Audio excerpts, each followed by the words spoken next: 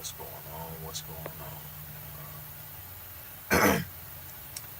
It's your man right here, the one and only, that beautiful Rhode Island Red Rooster, and we are live once again. As y'all come in, give me an audio check. Let me know everything and stuff is okay. Hope everybody and stuff is doing all right. um, did get a chance and stuff, man, to check everybody out now and stuff, so I'm all caught up to speed. And if you got, again, y'all have any questions, go ahead throw them on out there and stuff, and I'll answer them and stuff. Okay, audio good. What's going on, Zach? Cause, um, Mr. Cunningham, what's good with you? Oh yeah, I appreciate that. I appreciate y'all giving me the likes and stuff, man. About just giving y'all an update and stuff about the house and stuff like that. Um, went out there, I checked it out, and the guy told me, he said, listen, these pictures don't do it no justice. He said, man, look, the place, it's a lot more bigger than what you think and stuff. And I went out there and I checked it out, man. I'm like, dude, hey, you know, the play, it's a lot bigger and stuff, man. It's a 3 bedroom, 2 bath. It's perfect. It's perfect and stuff. It ain't. I never wanted a big house. I never wanted a big house, but I didn't want a small house either. And it's perfect, man. It's perfect in every single dimension. I couldn't. The only thing I can find wrong with the place is, um, the he put a computer. He put a computer table. It's like in the hallway. It's in the hallway and stuff, and so I was gonna use one of the rooms and stuff, but I'm like, I guess I gotta. Right there can work too. It's just it ain't gonna be nobody but me and stuff. So, um, when I start, when I start doing the lives and stuff from the house, you know, like I said, ain't gonna be a lot of stuff going on and everything. So I just had to cut the TV off in the living room or whatever, just to keep the noise down.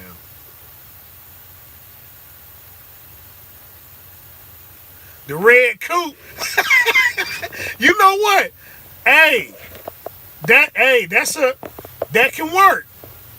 That can work.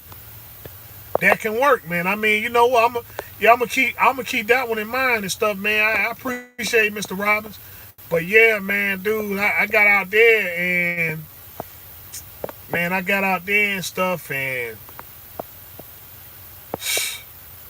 dude, it was just like I said, the place is perfect, man. It is.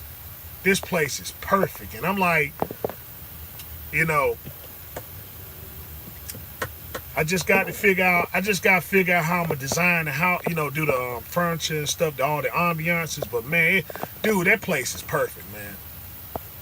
That place is perfect and stuff, man. So I mean, I'm real excited about that. So um, I'm just trying to finish up some stuff, and that's it. So like I said, January. I mean, got the keys right here.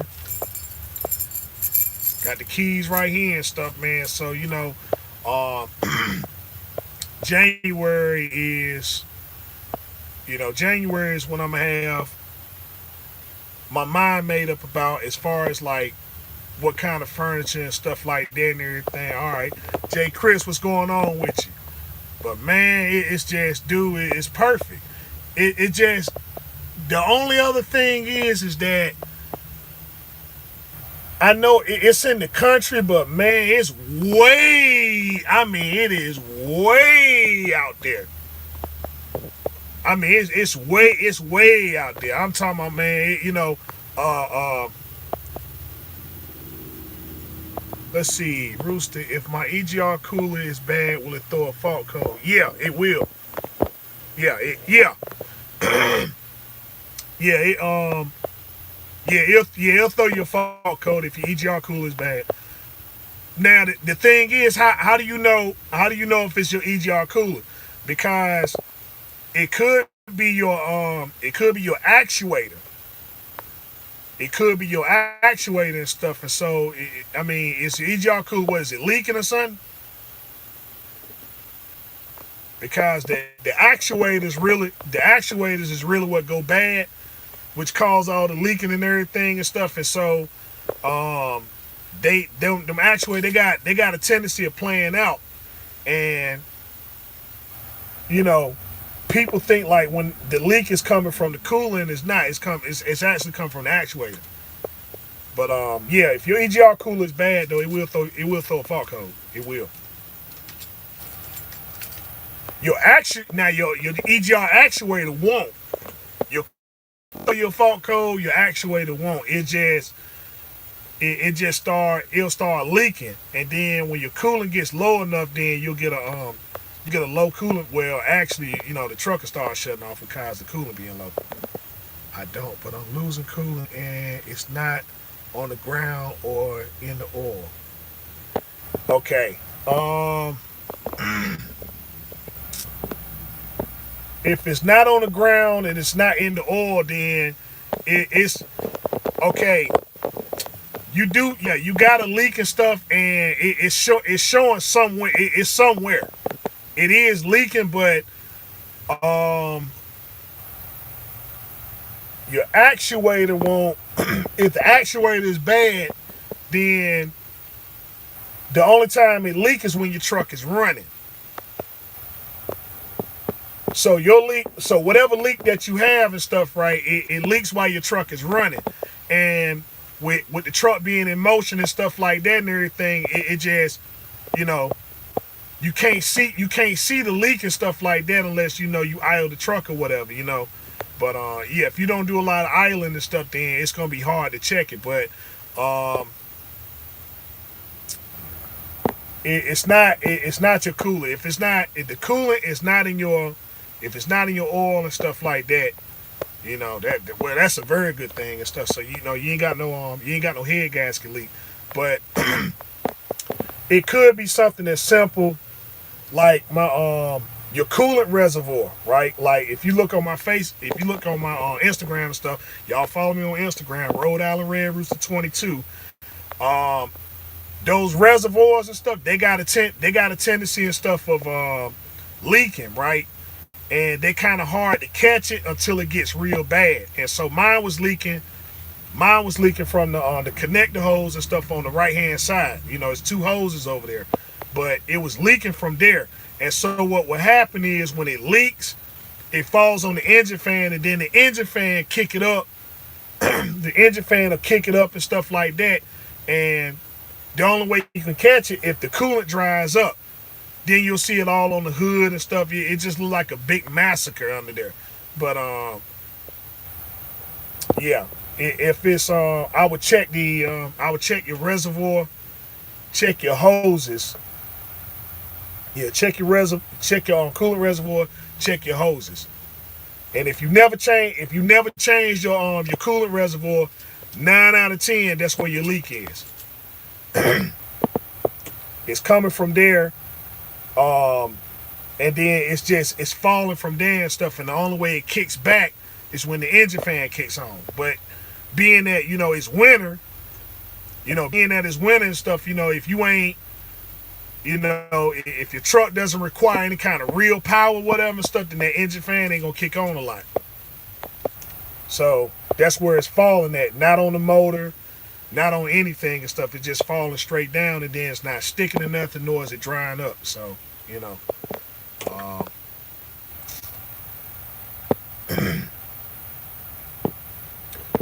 all right, so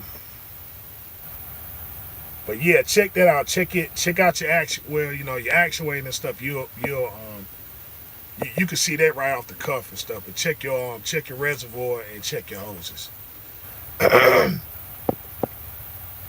But no, I don't know the square. I don't know the square. I keep forgetting the square feet, Mr. Cunningham. I keep forgetting it. What's new in trucking? Um, Nothing. You know, we're entering a phase in trucking where it's a lot of scams going on. It's a lot of scams going on. All right, yeah, yeah, no problem, Mr. Robbins. No problem, Mr. Robbins. What's new in trucking is that everybody got a scam going on. They got all these scams and stuff going on, and so I'm like, you know, and they don't know and stuff. I'm like, you know, I'm giving them a chance. I'm giving them a chance to back down. They ain't backing down. They doubling down. I'm like, okay, all right, you know, it's December the 8th. It's December the 8th and stuff. I'm like, look, once I get everything set up, and you know, I get my recording stuff set up and my computer and all that stuff there, and we gonna start going in. Cause dude, I'm making a list. I'm making a list and stuff, man. I'm trying to plead with some of them, like, hey man, listen, you know that stuff you doing ain't right. Come on, man. Come on, man. But they ain't backing down. They doubling down. I said, okay, all right. So I'm trying to give them the benefit of the doubt, but everybody coming in and you know, it's just a bunch of trucking scams going on and stuff, right? So we're gonna have to start. So you know, we're gonna have to start exposing the scammers. That's what's new in trucking. A lot of these scams going on and stuff, man. So you know, like, you know, this Ohio, you know, I'm gonna say the Ohio truck sale. The Ohio truck.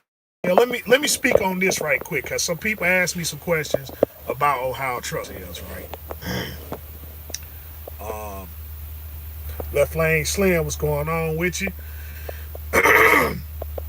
Cause I'm getting a bunch of videos from Ohio truck sales and stuff like that. Look, here's the thing about Ohio truck sales.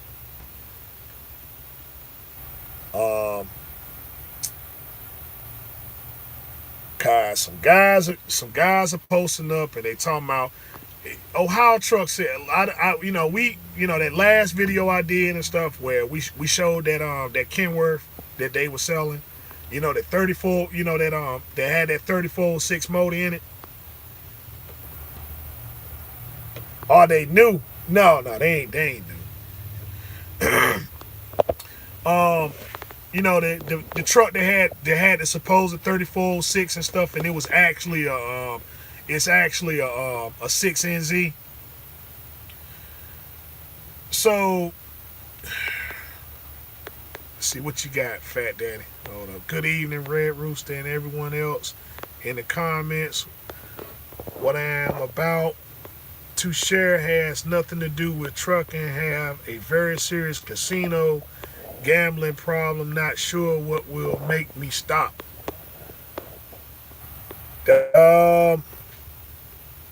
Anyone can comment. Okay, look, Fat Daddy, listen, man. This is trucking. We talking about trucking. You know, that issue right there and stuff, right? That issue right there and stuff where ordinarily and stuff, I would just, you know, we don't do that here. If you really want some help, and stuff, man, you got hotlines and stuff like that you can go to deal with those type of issues and stuff like that. My channel is based upon trucking.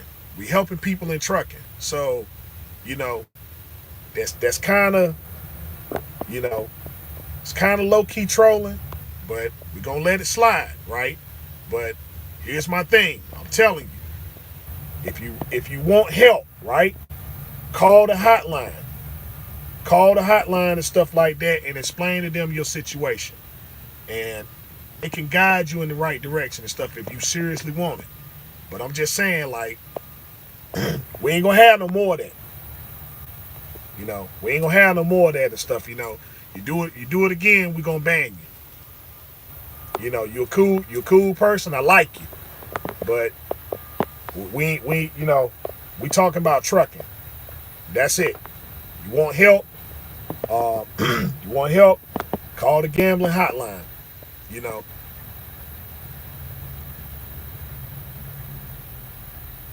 I understand. Yeah, I understand and stuff, but let's keep things in its proper context. You see what I'm saying? Let's keep things in its proper context and stuff. You know, if you are serious about getting help, right, then that's the best thing I can suggest.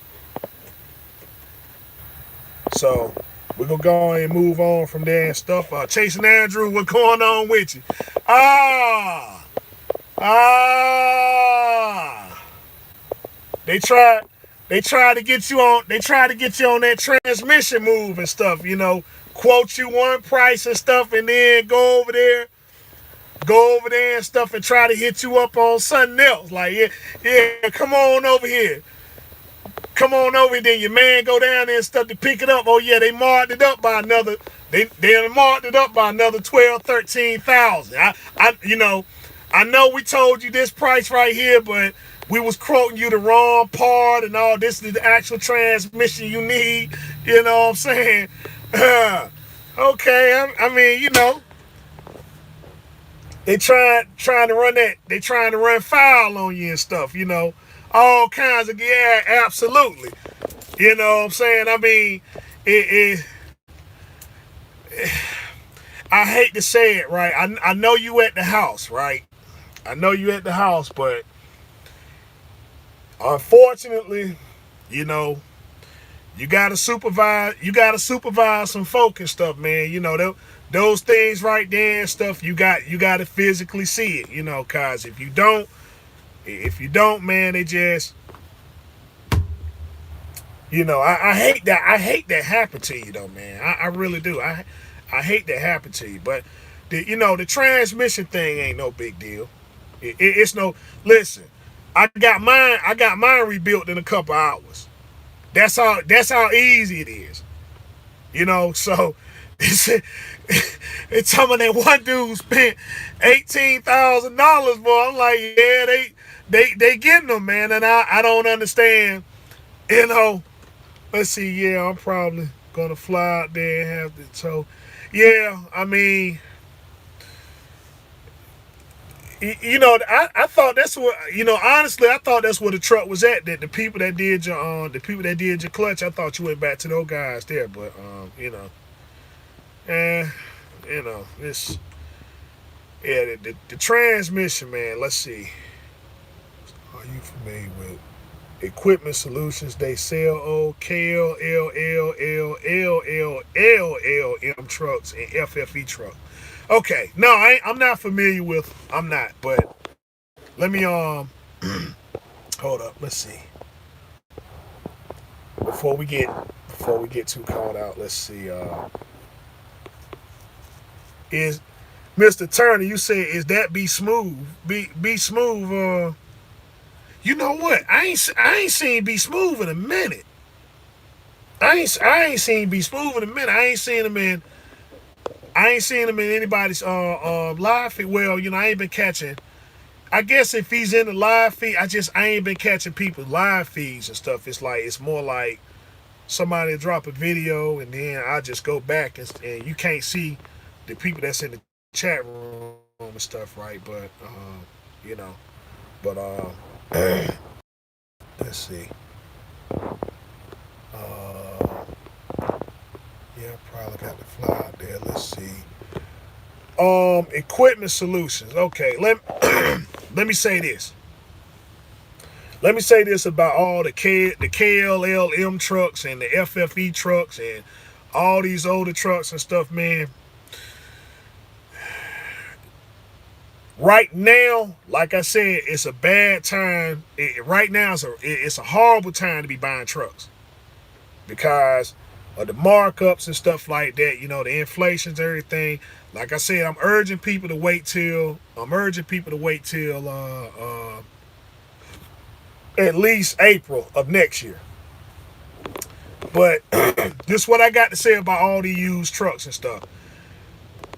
The reason why those trucks are there is because that orange light of death done came on, right? That MIL light done came on.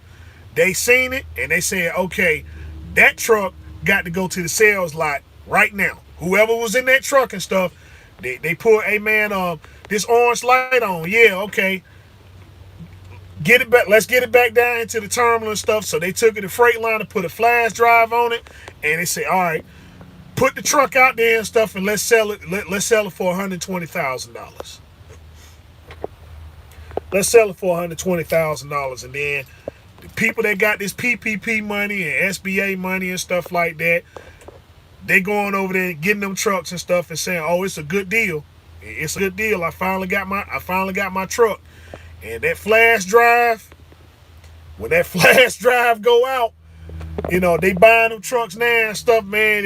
They just, Freightliner just gonna be filled up and stuff to the brim with them old, you know, with them used trucks and stuff, man. I don't know what's going on and stuff. Well, okay, let's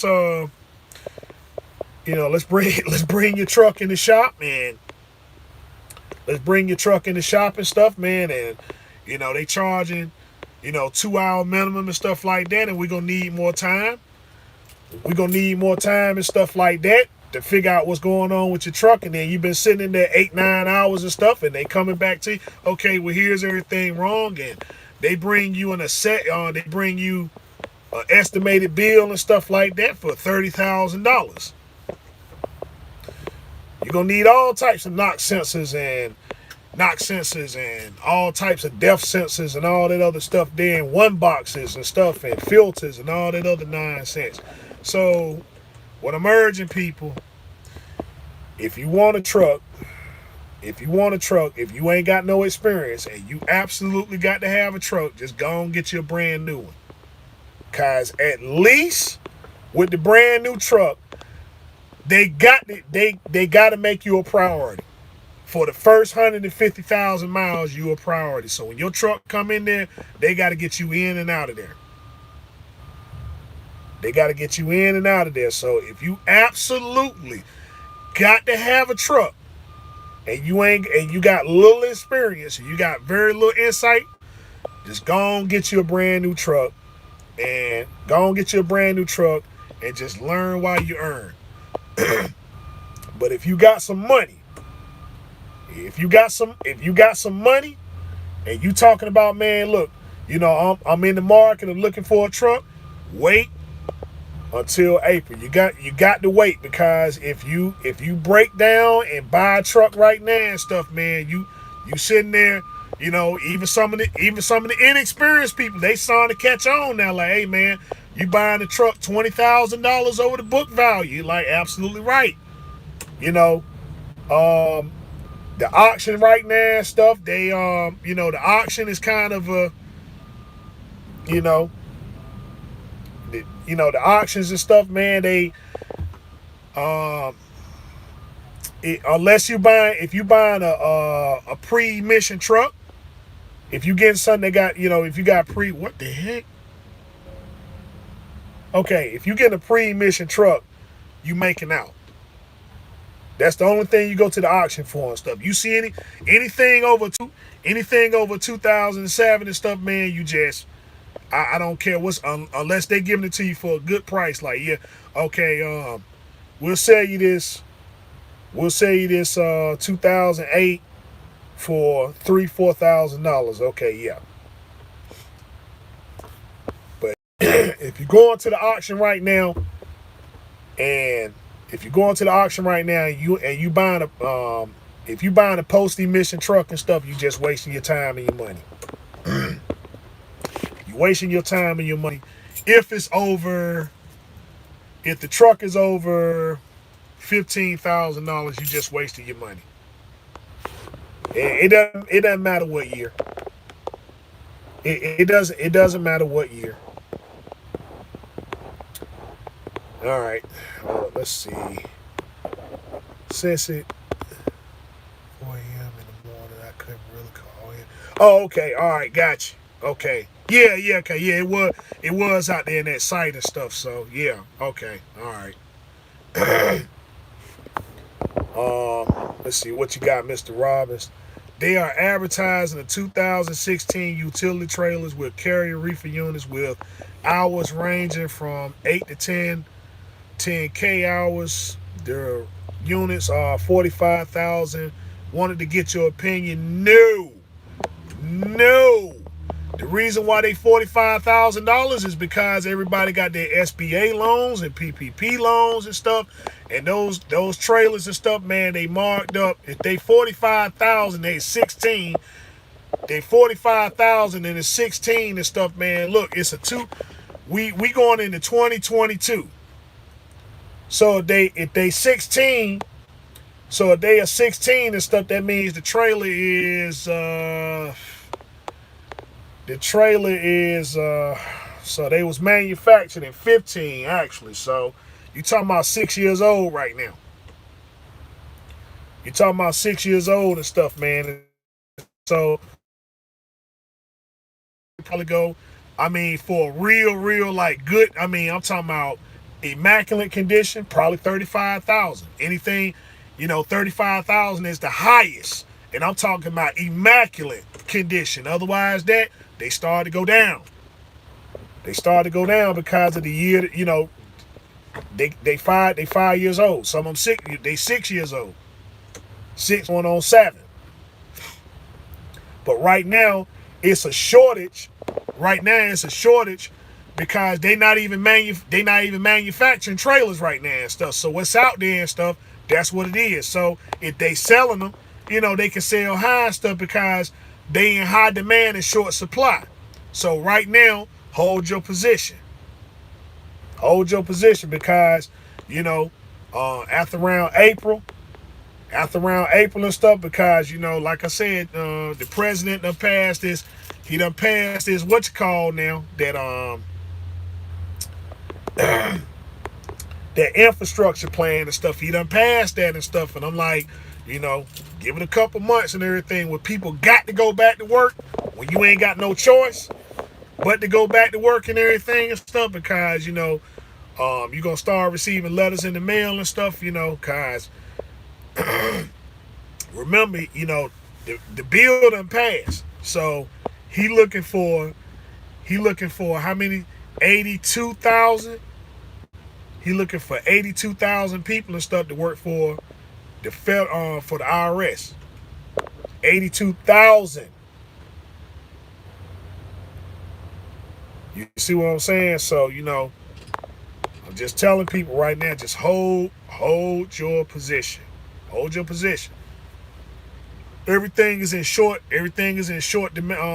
supply, high demand.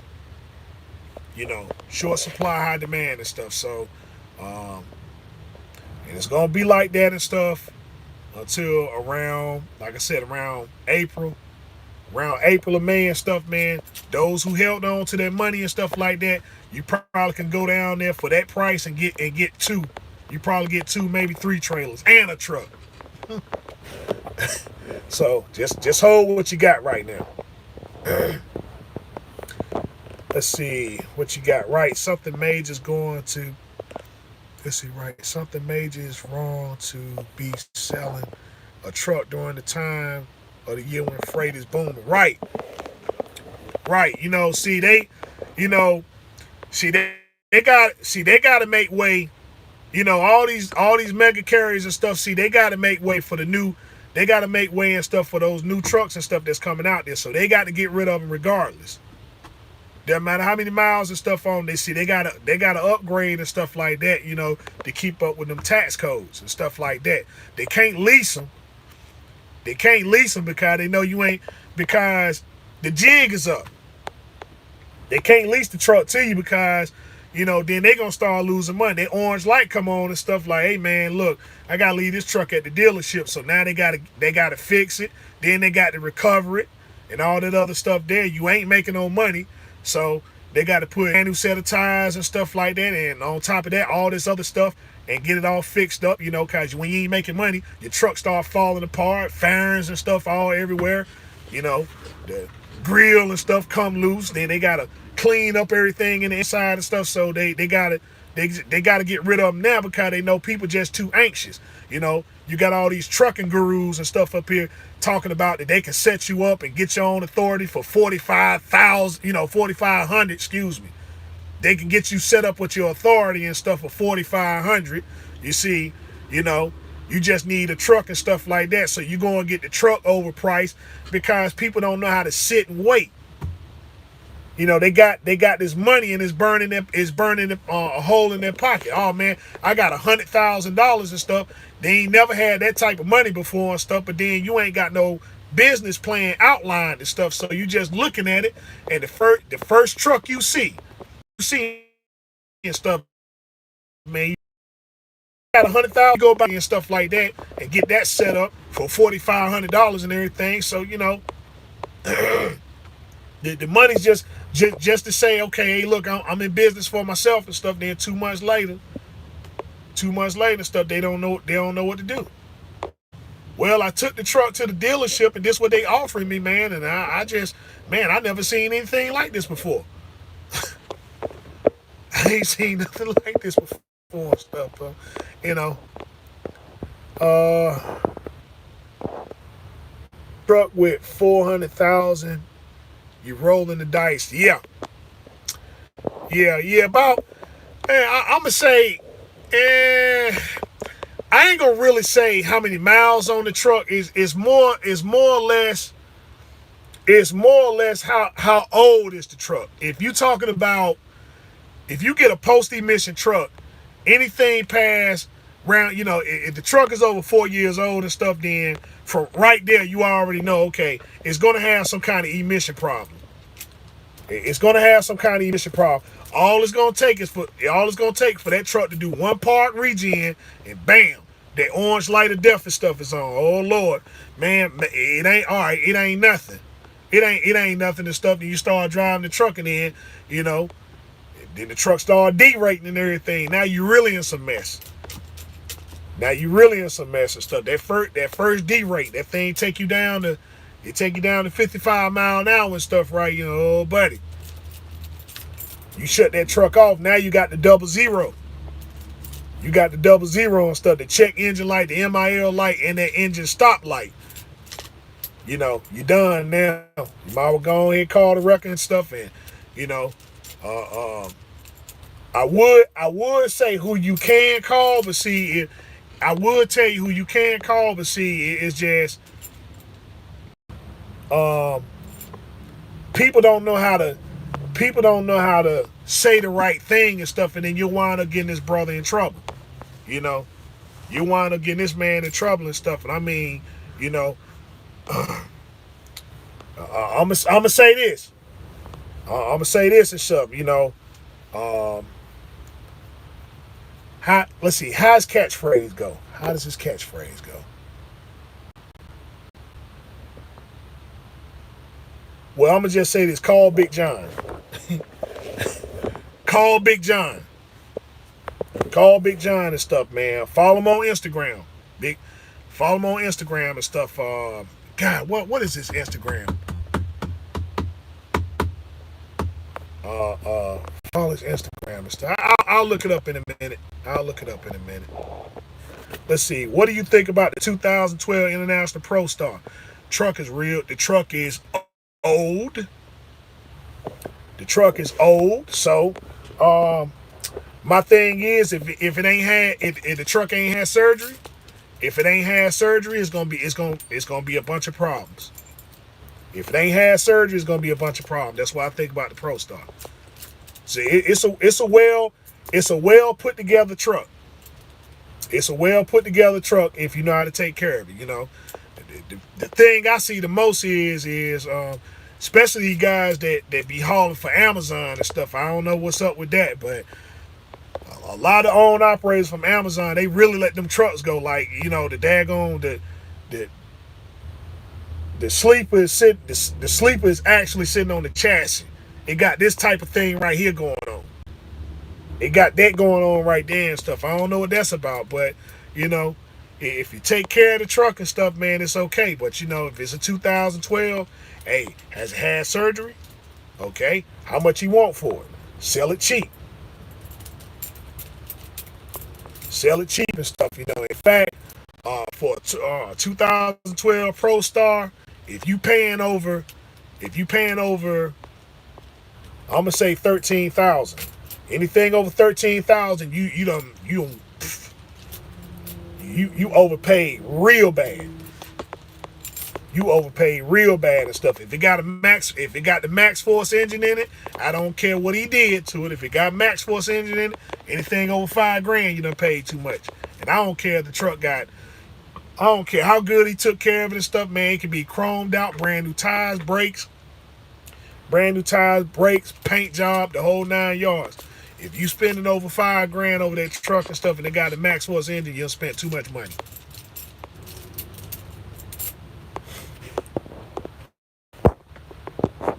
Let's see. Sean Brown. Okay, salute to you, Sean Brown. Let's see. This year has been the most scams I ever. Man, hey,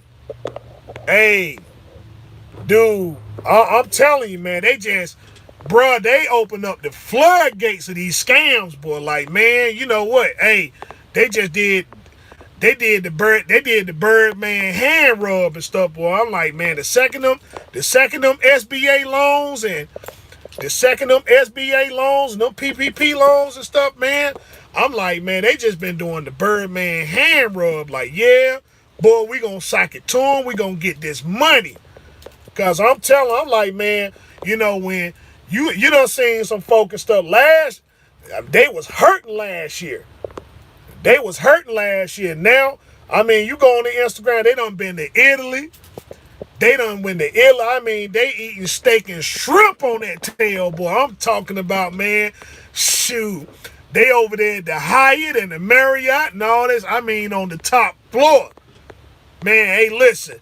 We about to have conventions on their tail and stuff, man. I done made so much money. I mean, millionaires scamming.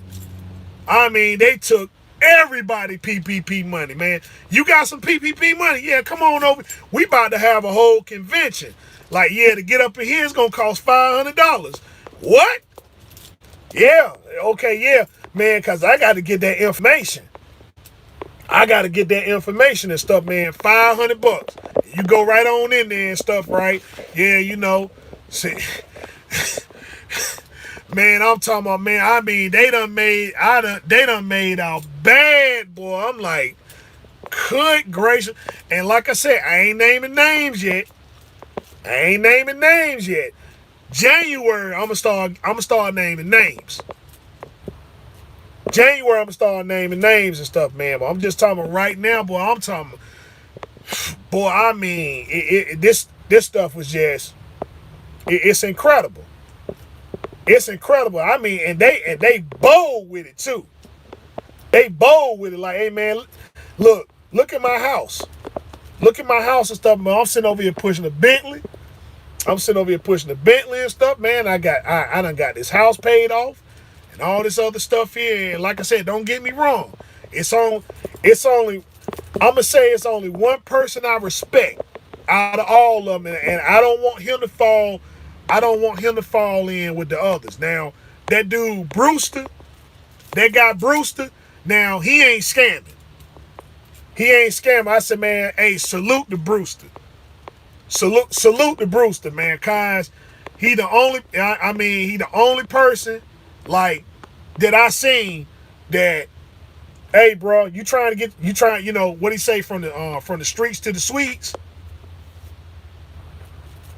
What he say, from the wreck yard to the shipping yard? Hey, I ain't got nothing but respect for that dude there because of what he do. I got respect for him because of what he do and stuff, man. But that's about the only person. He about the only person and stuff, man, that I would give like trucker guru status, and that's because I have 100% respect for what he do. 100% respect, man. Like, look, this dude, he just, you know, he's I would say I call him an Augustus Caesar, not to get mixed up with Julius Caesar.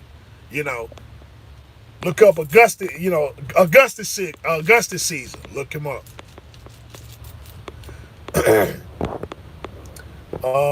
Let's see. Trucking Gurus is about to stand for getting uppercut by Rooster unapologetically. Yeah, I mean, dude, it's, hey, you know, like I said, man, if you one of these scammers, if you one of these scammers and stuff, then hey, it's like this. The fruit that you producing, if it's right, if it's bad fruit, then the axe is already planted at your feet. The axe is already planted at your feet and stuff. You about to be hewn down. The only thing I'm about to do is set the fire. Like what the Bible says and stuff, we about to set a fire that's unquenchable.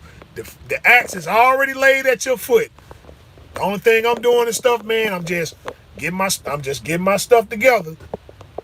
I'm just getting my stuff together because once everything gets settled in the house and stuff like that, I'm going to work right then. I ain't taking no time. I ain't taking no time to sit back and relax and none of that stuff there. I'm gonna do a sound check. And stuff, and then we're gonna start checking them one by one by one by one. If I gotta go live for a whole 24 hours.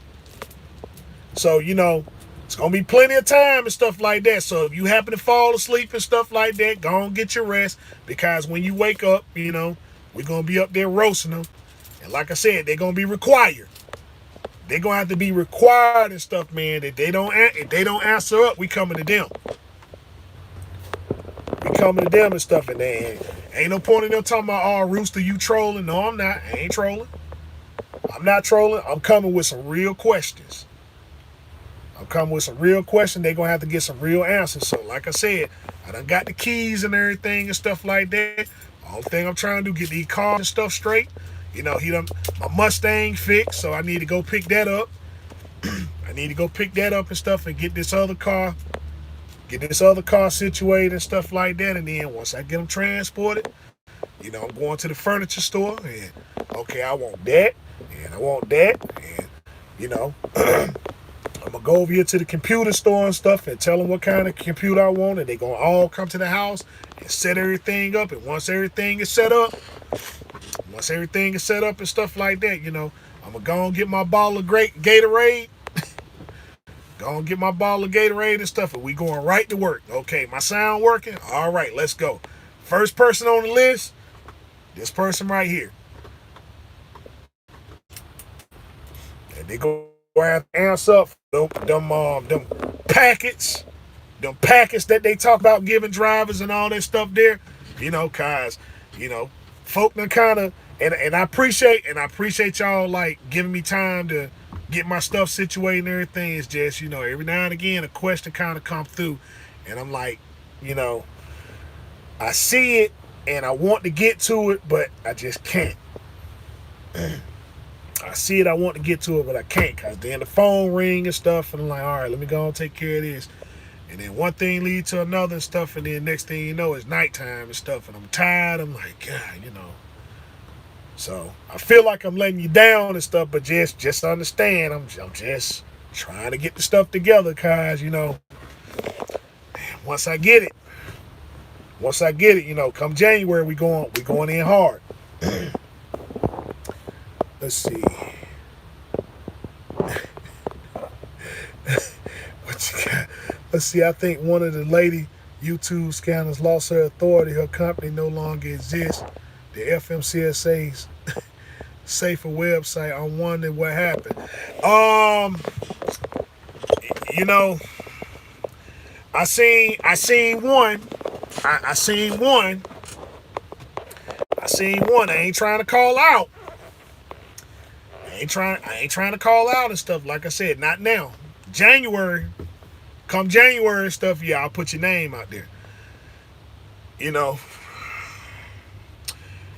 Now, if you post your stuff up, you're not above criticism, but she kind of put her stuff up there talking about shoot your shot, right?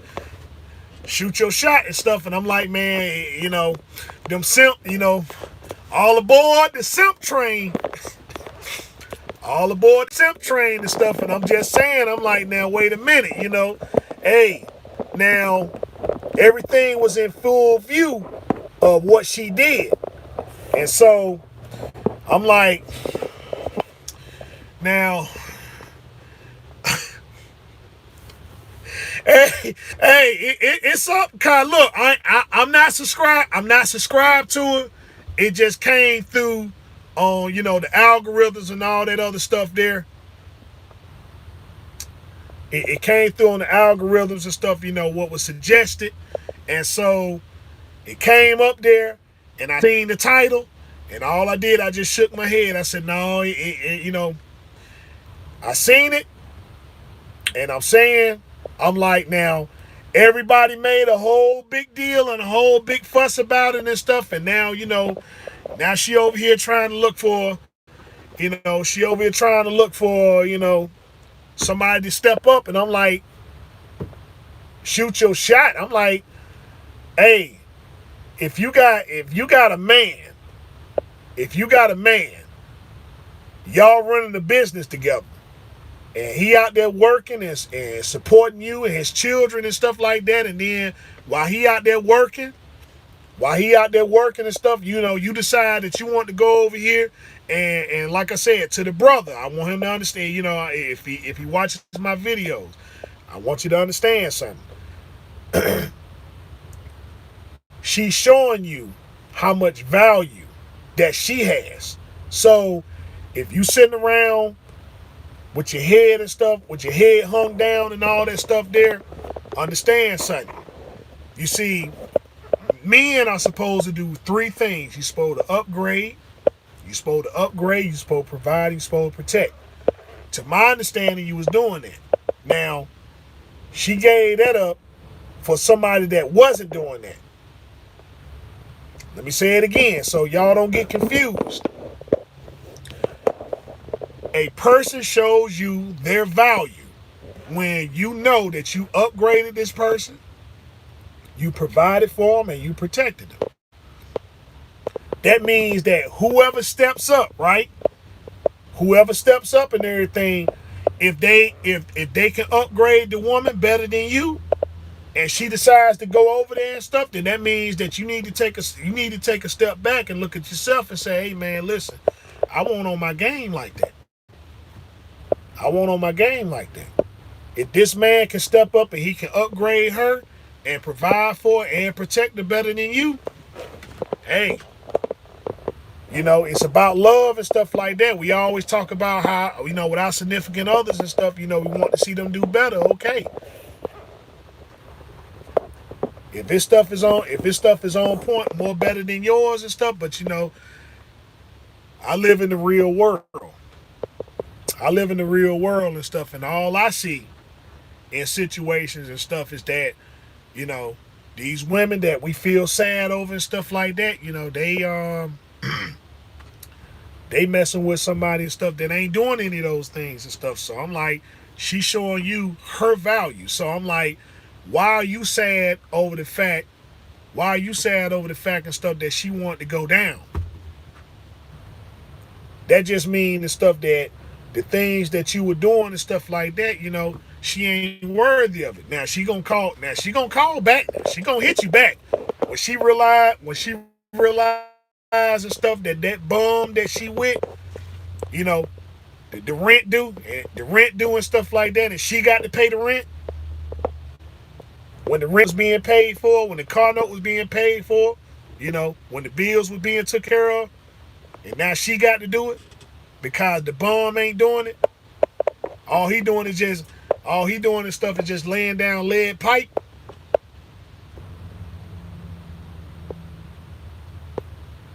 He just laying down lead pipe and stuff. Now, my thing is that now, if a dude comes up, he slides in those DMs and stuff like that, and he like, man, look, I'm gonna bring you over here and stuff like that, and she doing better, somebody got her in a better house and a better car, and better quality of life and stuff, and he protecting her better than you was and stuff. Okay, well, that just mean, hey, you was the bomb. You got to step your game up, okay? Y'all watch that movie, The Mac. Y'all watch that movie, The Mac and stuff, man. Hey, she waiting to be chosen. She waiting to be chosen and stuff, and she say, well, I choose you. All right, let's see. Hold up. What you got? asking about Callie and stuff. Let's see, Callie still at home depressed. Oh man, Callie, man, come on, Callie, come on, Callie. What you doing? What you doing, Callie? What you doing, man? See what I'm saying? I'm like, dude, hey man, we supposed to be out here taking care of the business. We supposed to be taking care of the business and stuff, man. We ain't got time. We ain't got time for that, man. Look, hey, we pop bottles and stuff later on.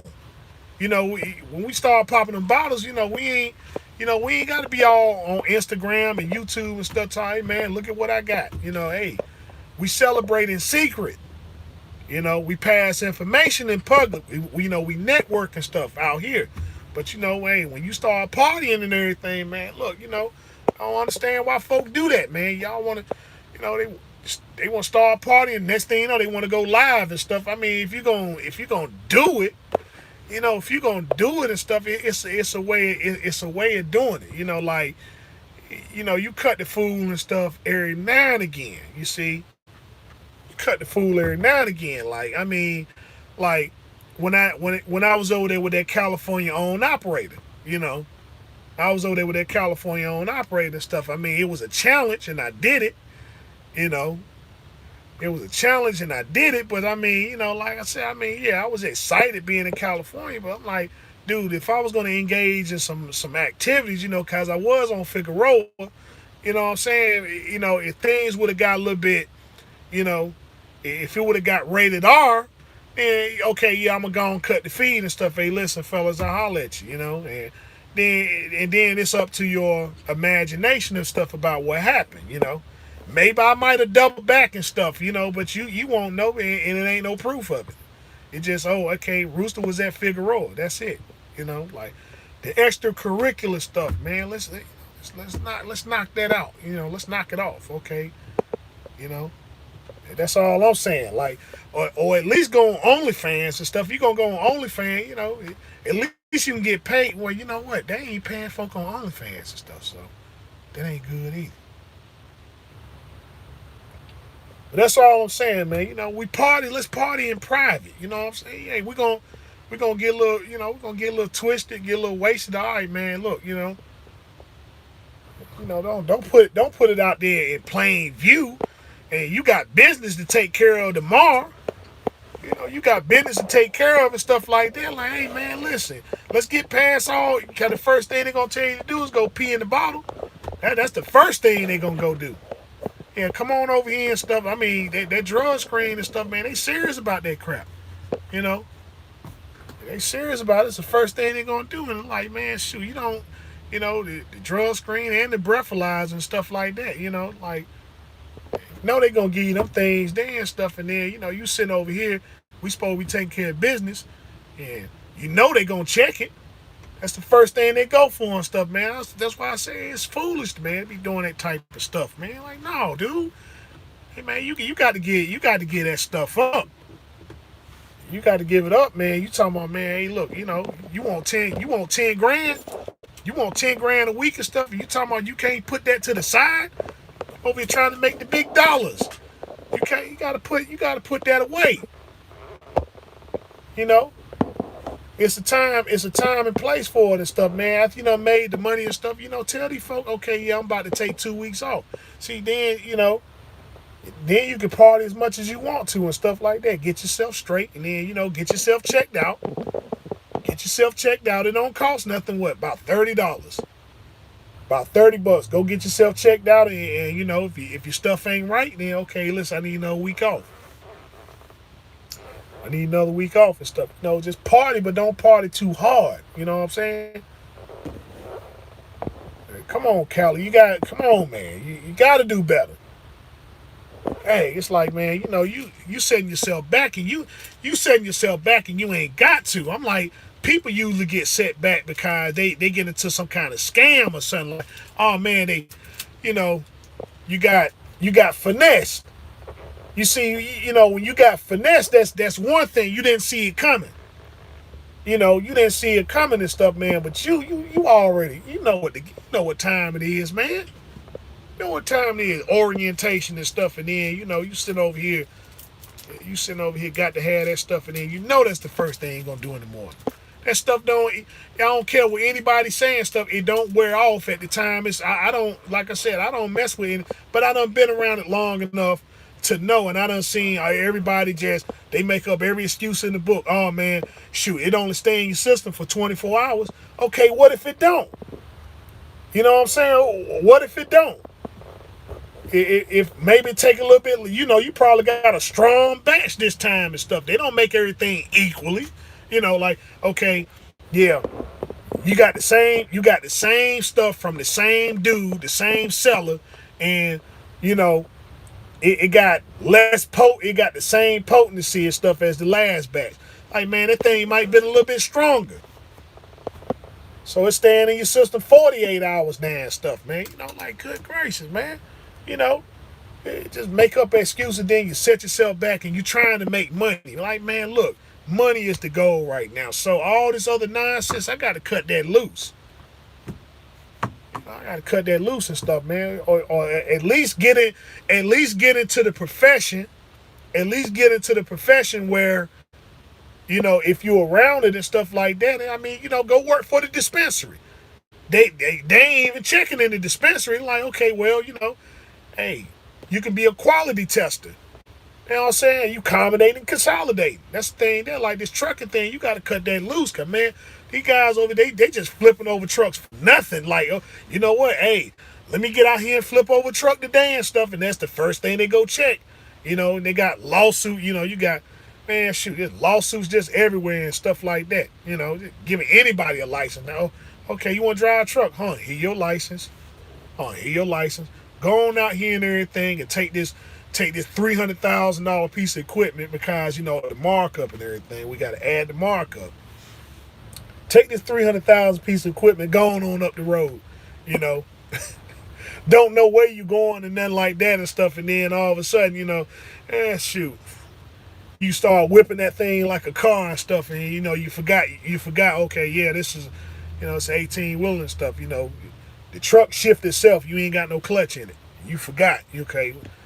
It's just a car. Yeah. Got the highway all jacked up and stuff like that and everything. Oh man, what happened? I don't know. All right, well yeah, and state troop and stuff, he want it on site before you even go to the hospital. Yeah, go on pee in this cup. I see you over here bleeding to death and stuff, right? But we need a urine sample. You need a urine sample and stuff, man. You remember that case last year? A person wound up running into a truck. This drunk driver ran into the truck, and the truck wound up catching on fire and stuff. So it was obviously the other person's fault. The truck driver got 3rd-degree burns and stuff like that and everything. So he's in ICU and stuff. The state troopers show up, and what's the first? Well, I know the driver all burnt. He burnt to a crisp, but we still want a urine sample from him. And that nurse went to jail because she wouldn't let the state trooper get the urine sample and stuff. I mean, hey, that's real, man. They coming up in there, they want a sample. They want a sample, even if it ain't your fault. They knew, oh yeah, it was the other guy's fault and stuff, but we still need urine sample. The nurse like, man, hey, he burnt to a crisp. He burnt up and stuff, man. I mean, shoot. Well, we still gonna need it. If you ain't gonna give it to us, then we going to jail.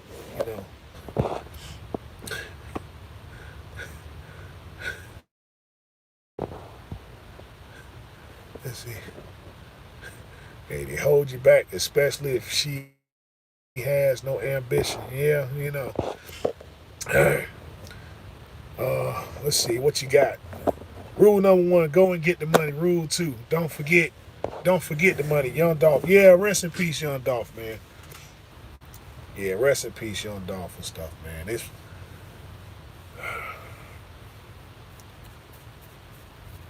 I'm gonna tell you, that's another thing I'm getting sick of too, man. I thought, with Nipsey Hussle, I thought we was done. I thought we was done with all that. With Nipsey, I thought we was done with that and stuff, man. I'm like, dang. So I didn't know much about Young Dolph and stuff, but I'm like, man, the more I keep, the more stories and stuff, man, and I start researching them, I'm like, man, you know what? So so that's another Nipsey Hussle. You know, you got Nipsey over there, you got Nipsey on the West Coast, and now over here and stuff, man, you got Young Dolph. I'm like, all these feeds and stuff I'm seeing, I'm like, hey, I mean, I get it, I get it, but I'm just saying, he was a real humanitarian. He was a real humanitarian and stuff. So I'm like, daggone. So now, I go to Memphis. You go to Memphis and stuff, man. I mean, it's just it ain't the same. It ain't the same Memphis now.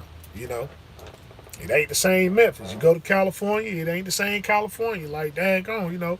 I'm at the Marathon store, but you know, you at the Marathon store and stuff like that. Chances are you probably saw dude or his brother. But now it's just, you know, and then this stuff right here happens. So man, hey, but come on, man. Dude, look. 2021 is almost gone.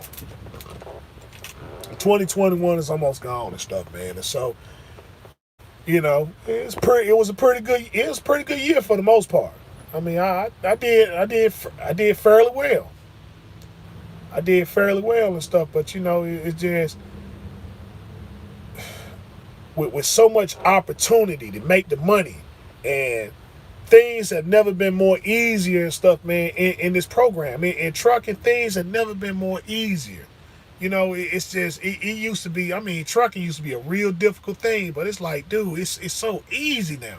The money is just, everywhere. It's just like, dude, what's going on with you, man, for real? Why keep squandering these opportunities? Because the hard times gonna be rolling right back.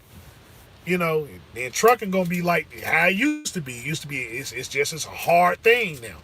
It's a real difficult thing and stuff, but it ain't never been easier for folk to come in here and stuff, man, and make some money.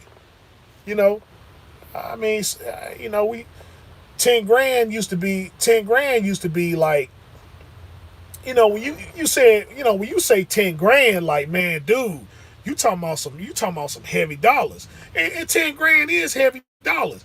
But it's so easy to make. It's so easy to make in this industry. It's so easy. It's so easy, and not just easy. It's consistent. It's consistent, man. I mean, you can really start racking up. Like, hey, man, listen, I want to do 10 grand a week and stuff, and it's like, yeah, you know what? You can really do that. You can, if you combine yourself right, you can really pull it off. You can really pull it off and stuff, man. At the end of the month, hey, how much you made? Shoot, I got almost $50,000, man. With all this stuff that I did, I got almost $50,000. Like, hey, let me go over here and start making some moves and stuff like that. I mean, it's just, but daggone, man, why squander it? When there's so much money to be made. Engine and frame, new transmission, new clutch, new tires. What could possibly fail now? I think I'm rated. Yeah, hey, I mean, that was the only thing. That was the only thing that you had left and stuff. I mean, I was kind of surprised. I was shocked. I was shocked, man. When that transmission went out, I thought it was a hose or something. Till I seen, I seen the YouTube stories and stuff. I'm like, what? Is this real? I'm like, oh, what the heck? I said, man, I thought that was somebody else's stuff, man. Then I looked at the video, like, oh crap, oh, he ain't kidding, man. That's his joint. Like, what the world, And then, truth be told, man, I mean, heck, if the fluids were where they were supposed to be and stuff, that wouldn't have happened. So I'm like, I mean, yeah, you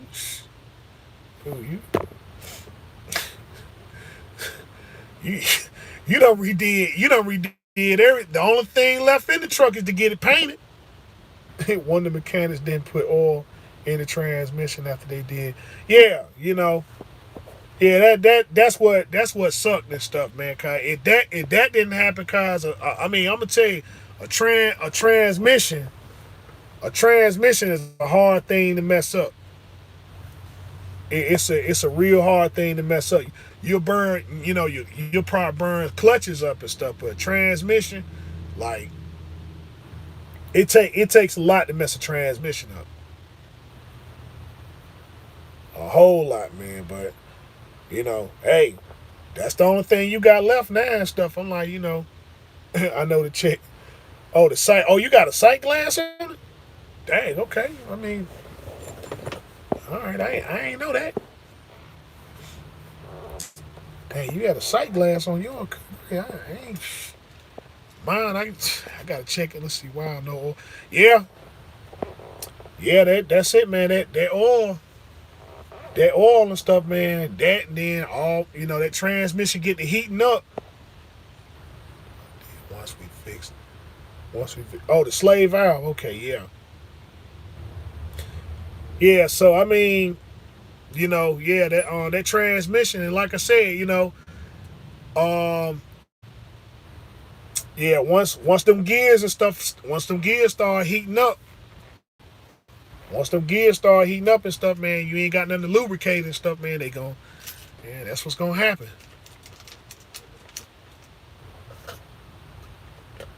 That was gonna happen and stuff. I'm like,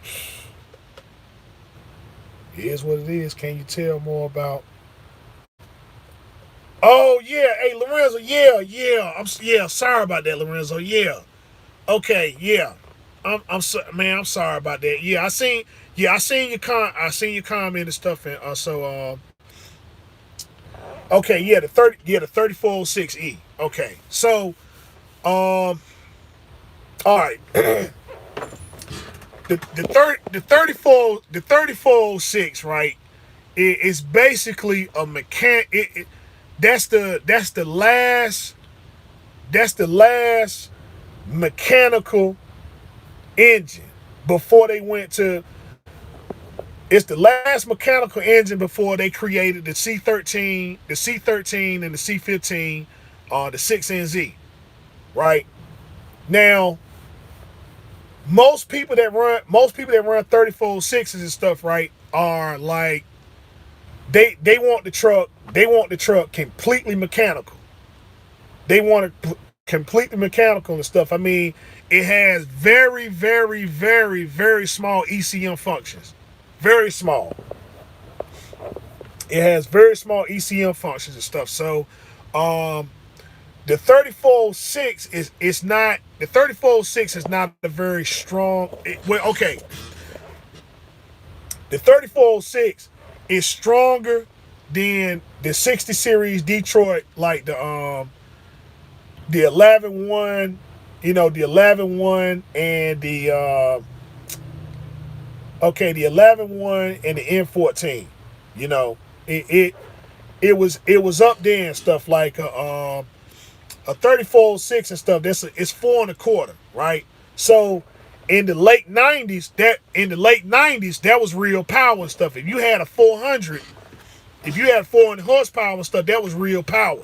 So if you had the 34.6 and stuff, man, most people that ran 34.6, they had 379 peaks.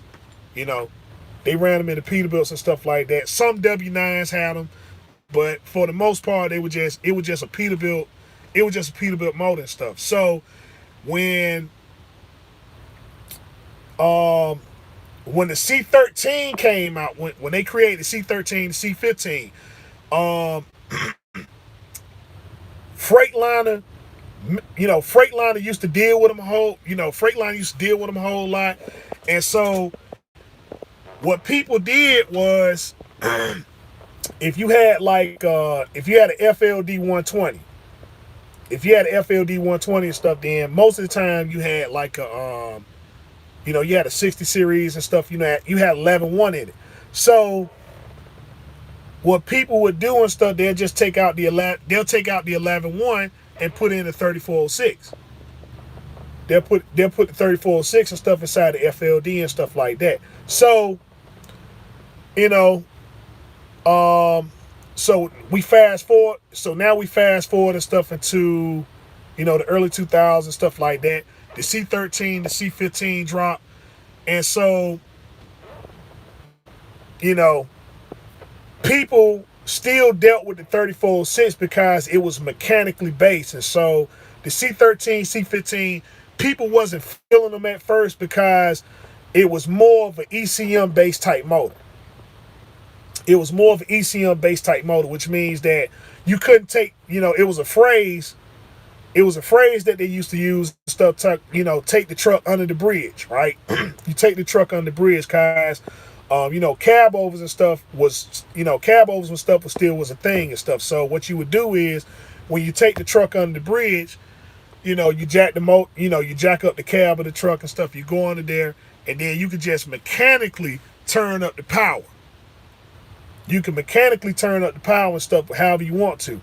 So that's where the phrase came from, taking it under the bridge. The conventional, when the conventionals became more affordable, you didn't have to take it under the bridge no more stuff. You could just do it anywhere. But if you had a 3406 and stuff, it was game over. It didn't matter, if you had 3406, okay, hey look, you got the top of the crop. You got the top of the crop and stuff. But then when that C13 and that C15 dropped, people wasn't feeling it. But the thing is that, it just had a real quick reaction. It had a real quick reaction and stuff. Oh, diesel run away. All right, I'm gonna get to that in a second. So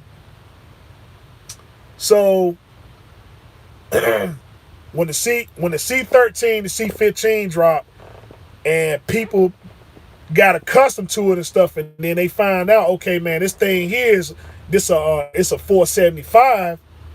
It's a 475 and stuff. Everybody started running to getting the C13, C15, the C13, C15. So the 3406 is something that you pay homage to, but the reason why the motor sells so cheap is because, even though it's a cat, it's not a real desirable motor. Let's see, the C had balls. I had a cat in the 90s. I still love C. Yeah. So yeah, so that's the deal there and stuff, right? The 3406 is just it's more mechanically based. It's more mechanically based and stuff. And so if you know what you're doing, right, you can just, you can do it, especially now, anybody can do it. You ain't got to be CAT certified and stuff like that. But that's the thing there and stuff is that, the only advantage that the 3406 give you now is that, you ELD exempt, and that's it. And if you just like the sound of the motor and stuff like that, you more of a truck enthusiast or whatever and stuff, but the preferred engine of choice and stuff, man, the preferred engine of choice is the 6NZ. The 6NZ and stuff, that C15, 6NZ and stuff, that's the preferred motor of choice and stuff. The C13, people would get, the only reason why you get a C13 is, some trucks, the FLD was kind of a funny truck and stuff, man. I mean, people would buy the FLD with the short hood and stuff like that. Just to be on the safe side, they'll run a C13 like in a when the Freightliner not the Freightliner Cascade, the Freightliner Century class, right? Yeah, the Freightliner Century class and stuff, the 9400, the 9400 International. Everybody thought that it wasn't enough room, right? Because the trucks had shorter hoods and stuff like that. But they pushed back the firewall and stuff, so you can actually run, the bigger block motors and stuff. So people would run a C13, and stuff, and not realize you can actually put the C15 in there, it'll fit. So when people figure that out, they're like, well, shoot, hey, give me the C15. Give me the C15. Yeah, it'll fit in my 9400. Yeah, give me the C15. Give me the you know, my Century class and stuff like that. Oh, it fits. Yeah, okay, yeah, put it in there. And so that's what fooled a lot of people and stuff, man. With the Century class, with the 9400, it was a short hood truck, and then you still had two. You still had two models. You had a B model. Now you had the International 9200, the International 9200 and stuff. That was the one that was kind of tricky. Like you get the 9200, and then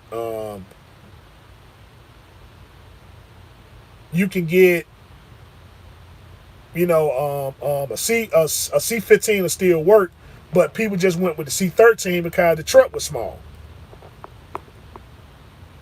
But same thing with the Century class and stuff. You still had you had a B class model, Century class and stuff. I don't understand why they made them, but that was the thing that people ran into and stuff. The FLD, you still had a B class model stuff, which means that the hood was a lot shorter, and so with the hood being shorter, you just had a smaller motor in it.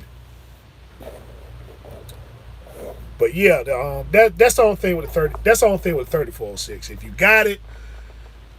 got it and it has power, that means you did a lot of stuff to it. You did a lot of stuff to it and stuff. And I mean, even then, it's still kind of hit or miss because everything is mechanical. So if it's mechanical, you gotta constantly keep a check. You gotta constantly keep a check on it because if anything comes out of line or whatever, then and now you got a great big mess on your hand and stuff. But I mean, with a 3406 and with the parts and stuff not costing nothing, it's really no big deal now. But the preferred motor cat is always gonna be that C15, the 6NZ, the 6NG. Then you'll get the Acer. That's when you can't find the 6NZ. Yeah, y'all gonna get the Acer and stuff, and gonna run E-Log and all that stuff there and everything. But I'm gonna turn it up to an 800. I'm gonna turn it up to an 800 and stuff. So the Acer gives you that advantage to do that. You know, the Acer gives you the advantage to do that. The 6NZ don't.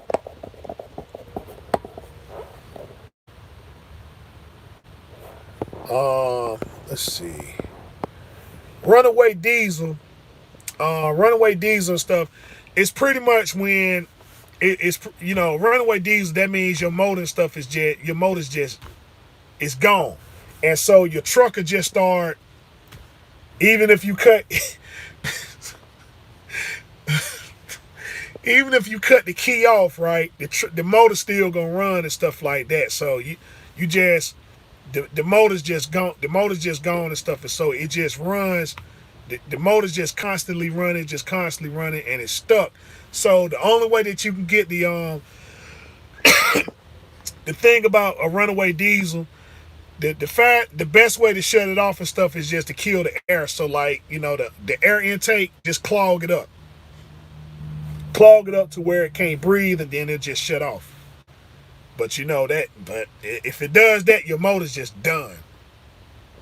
Your motor's just done and stuff, man. It's steady running. It's steady running, steady running, steady running. You can't cut it off. You got to suffocate the motor until the motor winds up. It just blows up or something like that. But it just blows up. But yeah, that's the phrase runaway diesel and stuff. It doesn't mean that the truck is actually running away and stuff from you. It's just the truck is just constantly running, and the truck is just constantly running stuff, man. It's just the smoke and stuff is just shooting out, and if it runs long enough and stuff, it'll blow itself up. You wind up sending a rod. You wind up sending a rod through the block and stuff, and so then after then it probably still won't cut off. It probably still won't cut off. You got to either suffocate. You either got to suffocate the motor, or either the crank just gotta break. If the crank breaks, then then it'll shut off, cause now it can't run. But that's the phrase there, runaway diesel.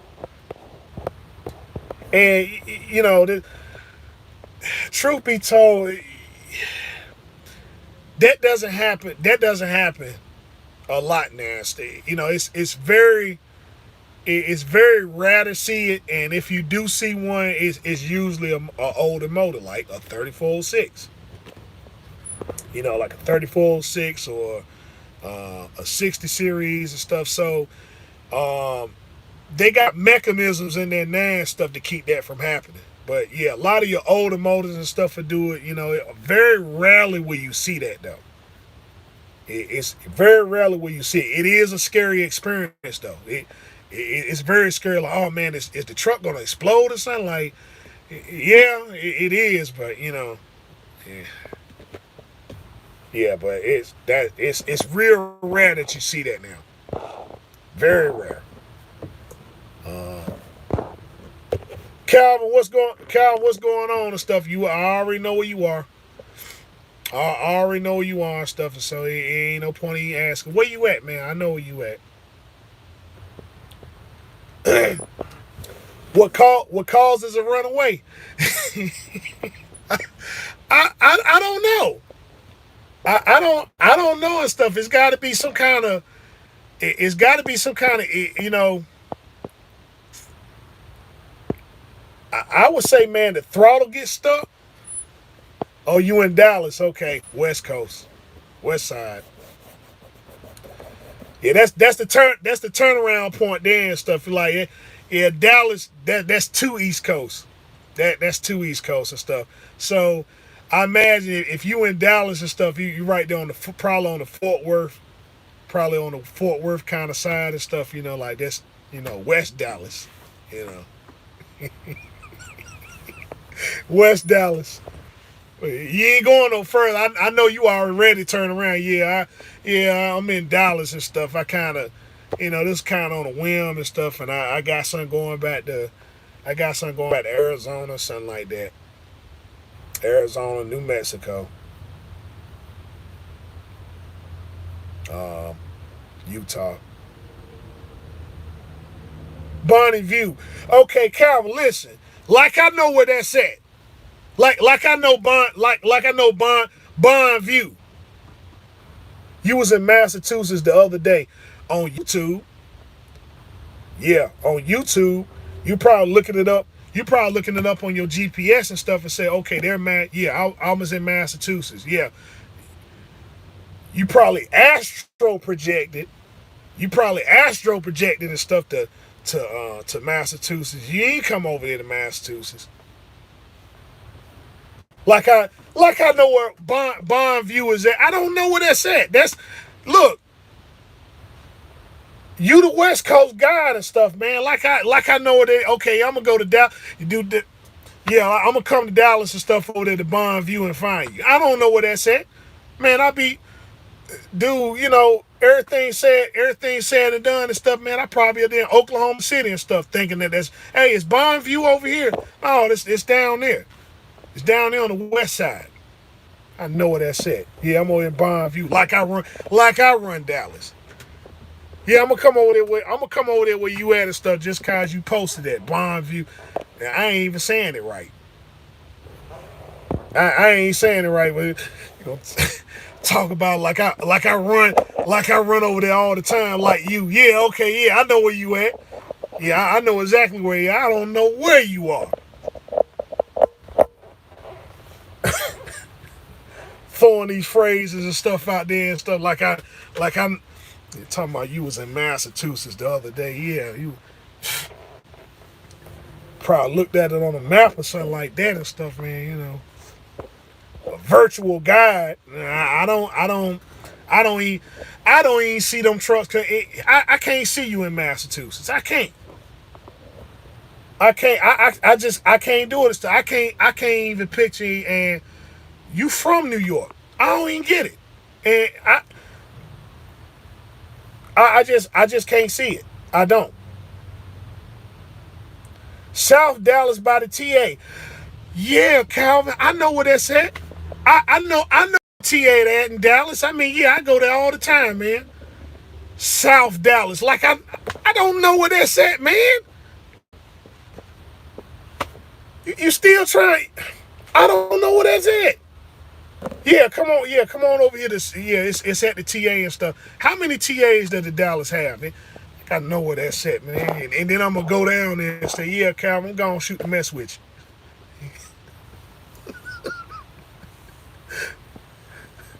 you. Let's see what you got. A DD15 or S60. What? What?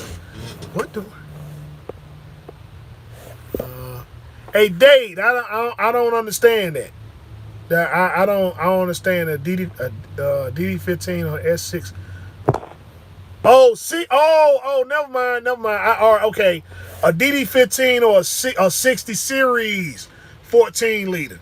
The 14, the 14, all day, every day.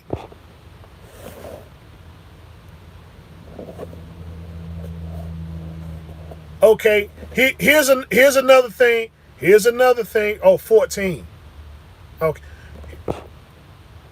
let's see. Cal is Midwest King, the East Coast King belong to Brand. Yeah, you know what? Hey, we ain't seen Brandon. Brandon might be in some bad shape. Usually he be the first one up here. He be the first. He be one of the first ones up here and stuff. I guess he kind of got kind of busy. But shout out to Brandon and stuff. I knew it was somebody I was missing.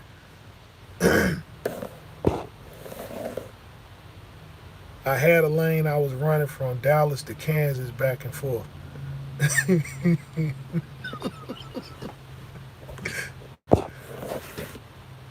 Trying to think. Let's see. Dallas to Kansas. That's I don't even know how to get to Kansas from Dallas. That's Oh, wait a minute. Yes I do. All right. Yeah. All right. You got you got Texas, Oklahoma, then Kansas. My bad. That's yeah.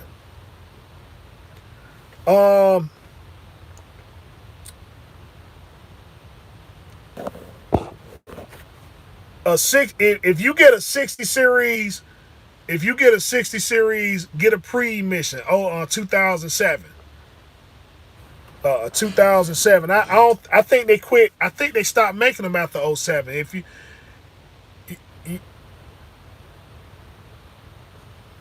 yeah, if you had yeah, anything '07, anything '07 and stuff like the '08s, the 2008s and stuff. Now you messing with post emission. So you messing with post emission. And again, the only thing that made post emission bad is again the emission system. So if you if you take away the emission system from if you take away the emission system from a 2008 and stuff, right, then all you got is you just got a 14 liter like a '07.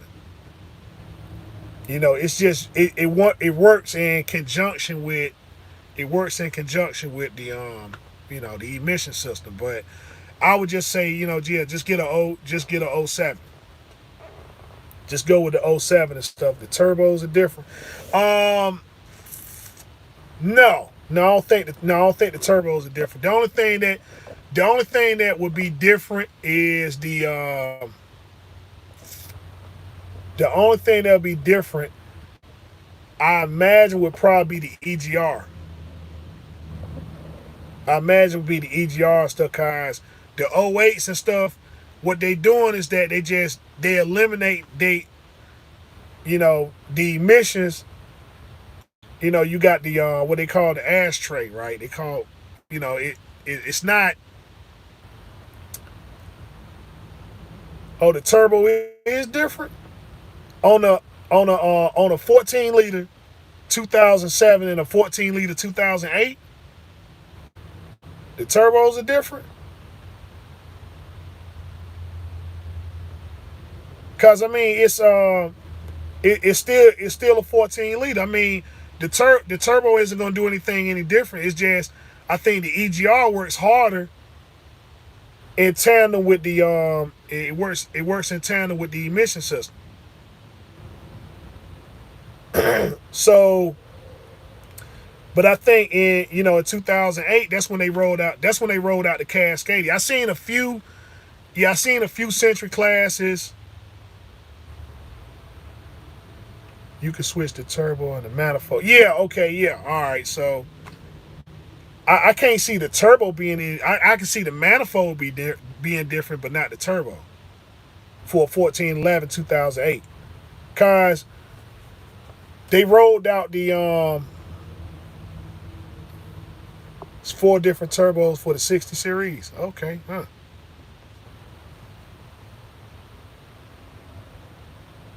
All right, well, cause they had the cause they rolled the Cascadia out in 2008, and no, they actually rolled these out in 2007, and that's when they rolled out with the DD15 and stuff. So they were still manufacturing Century classes and Columbias, and they still had the 14 liters in them and stuff. The DD15 came with the Cascadia, and so they ran them. I think they ran them for like wait a minute, hold on. The Century class, they discontinued them in 2009.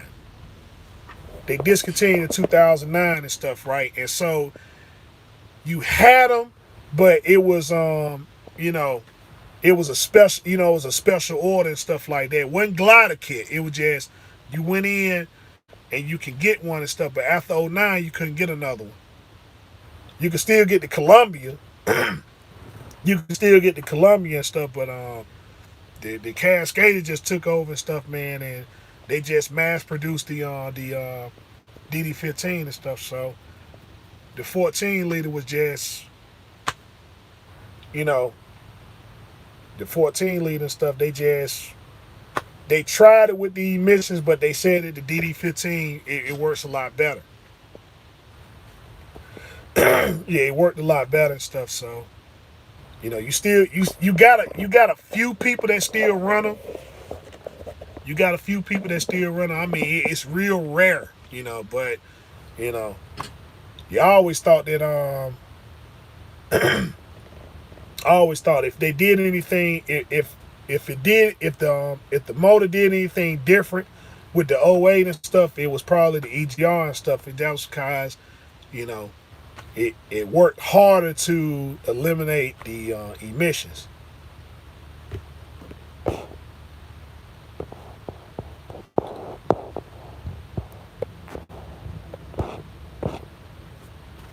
They said they got 4 types for the 60 series. I'm trying to think. Borg Warner. Hey, so Island Trucker, what's the other 3? Cause I know Borg Warner. I know Borg Warner is one, but who makes the other 3?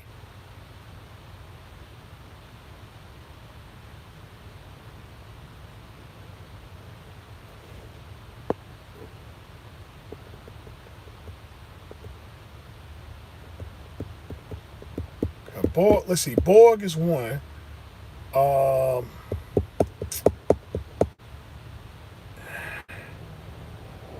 can you say PDI? Can you say PDI? But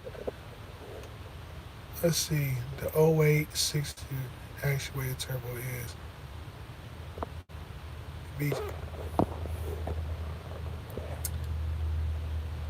the VGT actuated turbo is a good deal. Yeah, okay. That's all right. I mean, I seen them, but I mean, okay. You teaching me something new, cause after I'm gonna tell you, when you step in 2008 and stuff, the only thing I'm looking at is DD15. I ain't, '07. After '07, I'm done with the 1411. I'm like, shoot, if somebody came with a '08, if somebody came with a '08 1411, nope, don't want it. Don't want it, won't mess with it. Yeah, so oh 07 and stuff, that's it. Even with the even with the ISX.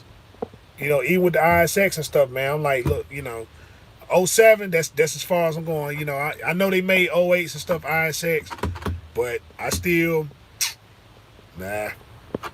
That's it for me and stuff. Right there, that's the cutoff. Let's see what else we got.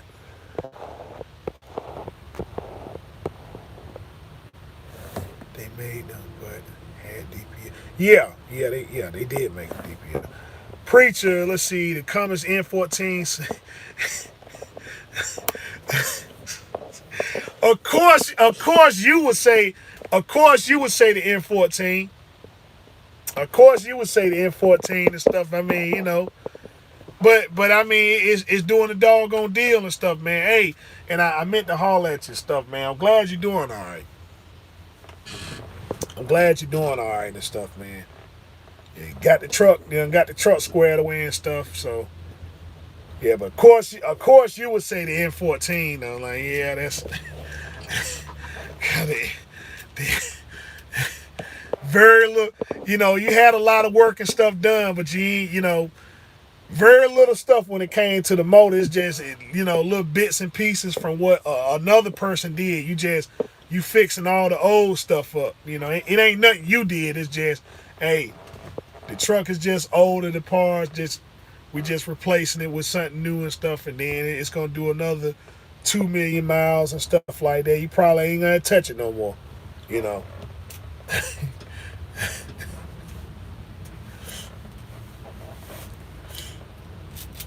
Oh yeah, by the way and stuff for you guys and stuff that's up there, my man Preacher, my man Preacher stuff, he been doing this thing for almost 2 years in a daycare.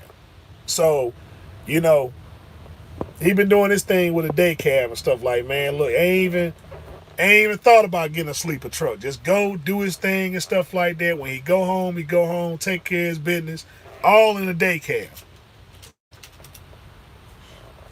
All in the day cab. Run, do his thing, come on back, grab him another one. Ain't even thought about getting a sleeper truck. Ain't even crossed his mind, like, you know what? And he probably could have got a million sleeper trucks by now and stuff, man. That day cab and stuff doing the trick. Doing the doggone deal. So for anybody that got any kind of doubt, well, hey, check him out. Doing his deal and still doing it.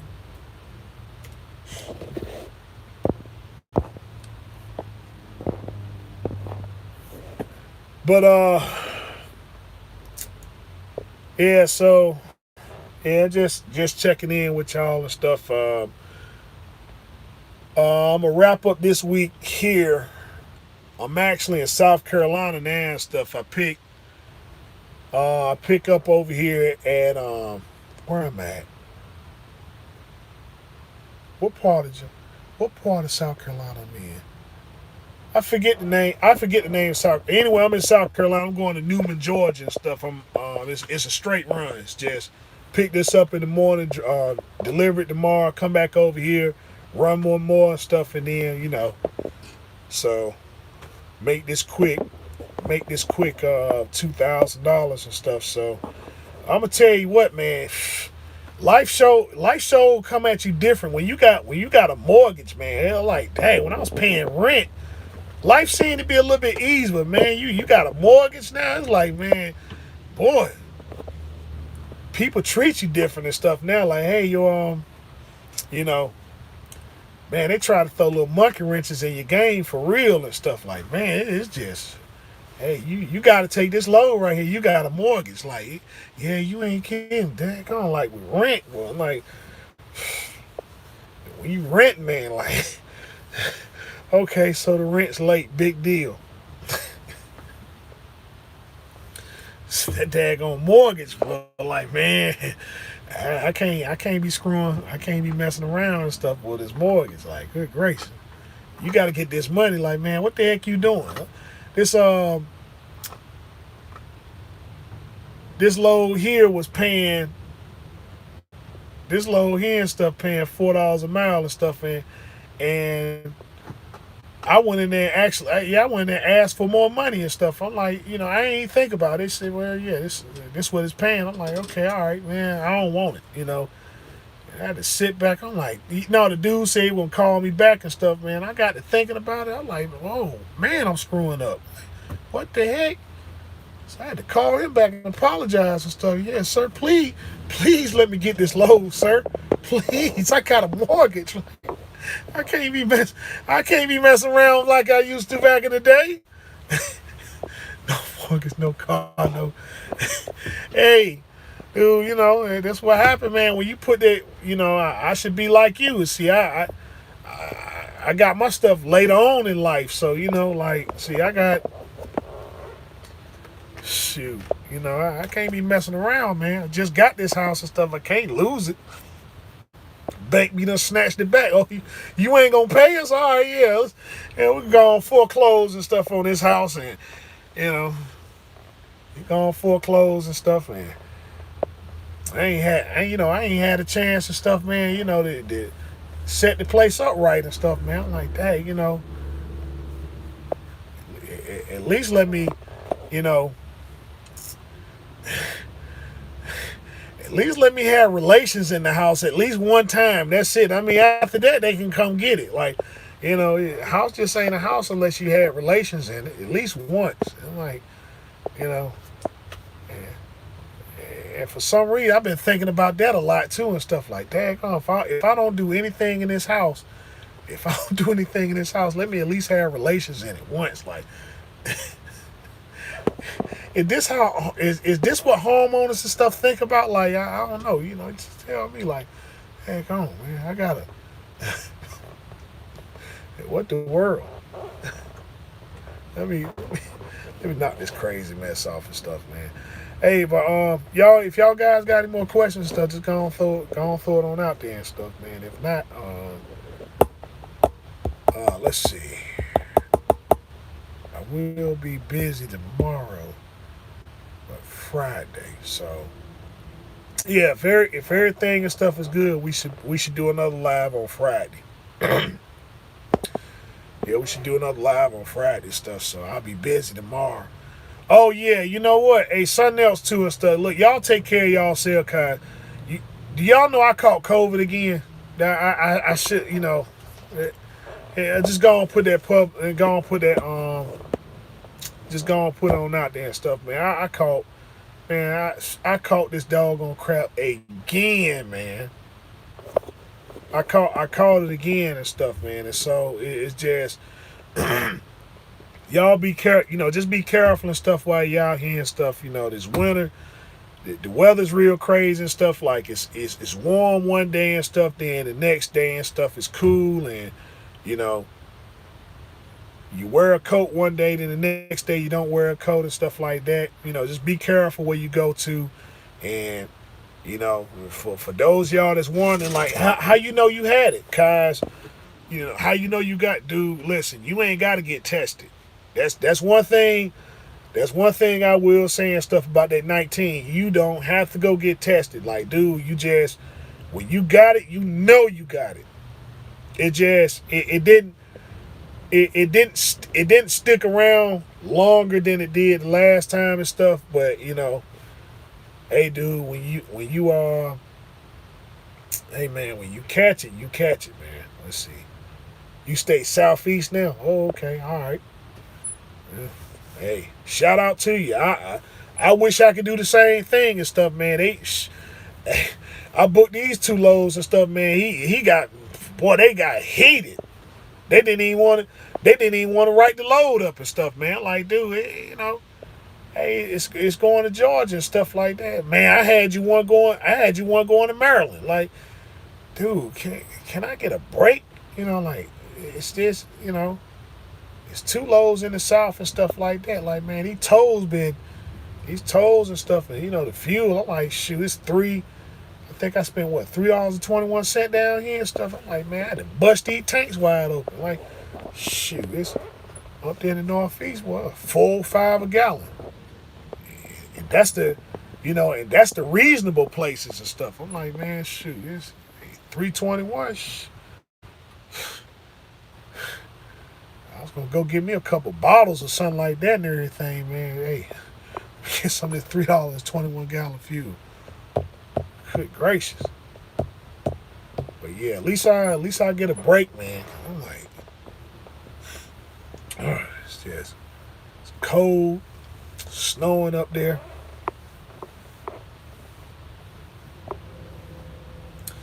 Hey, but they ain't gonna stop you though, is it, Calvin? They ain't gonna stop you. The snow don't bother you. It don't bother West Coast drivers and stuff, man. They just go on plow on through it, cause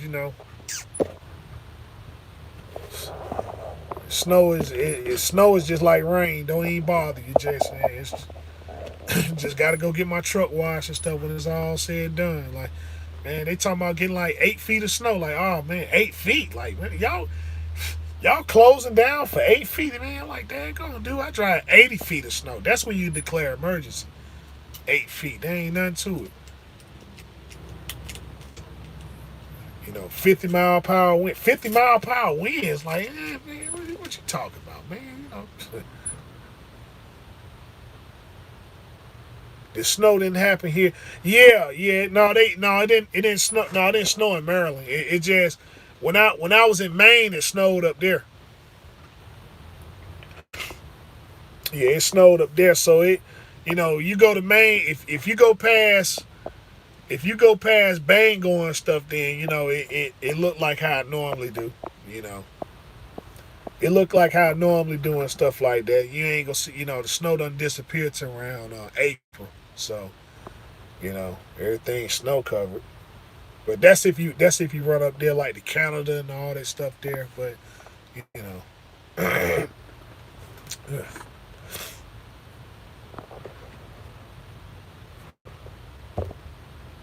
so oh, I know what I meant to say. Let's see. I'm still getting to know my truck. I only had it 4 months. Oh, okay, yeah. Well, it takes time and stuff, man. But if if the truck is used, if the truck uses, it's probably gonna take you about.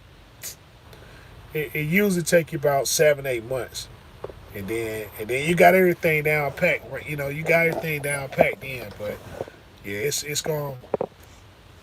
You know, a lot of stuff. It's not even. You ain't gonna even. It's gonna seem weird and stuff, but like God gracious, what's it doing? It's just running like how it normally runs and stuff. But yeah, about 7 8 months and stuff. Then you'll have it down packed. But I was saying, yeah, somebody said something about Ohio truck sales and stuff, and so um, I didn't want to speak about them too much because I thought people that go to Ohio truck sales got experience, but apparently they don't have it. So here's the thing with Ohio truck sales: if you decide to go there, if you fill out an application with them, it doesn't matter who you are, you're gonna get approved. You're gonna get approved with. You're gonna get guaranteed approval and stuff, but here's what separates everything. The trucks they want 40%. They want 40% down on the trucks. Whatever truck you see, whatever they selling,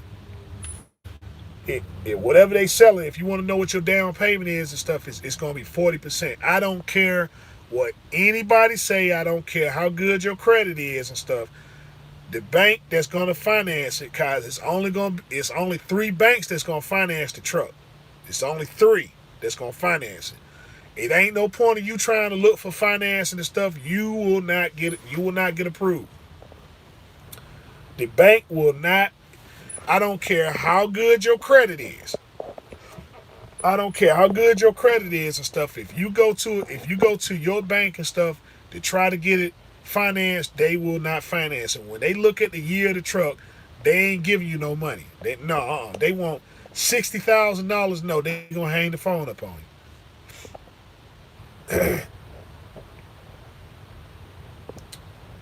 Let's see, engine lights for no reason. I got an old wiring mixed with a new wires. Okay. Are you able to see what your fault codes and stuff are for your engine lights?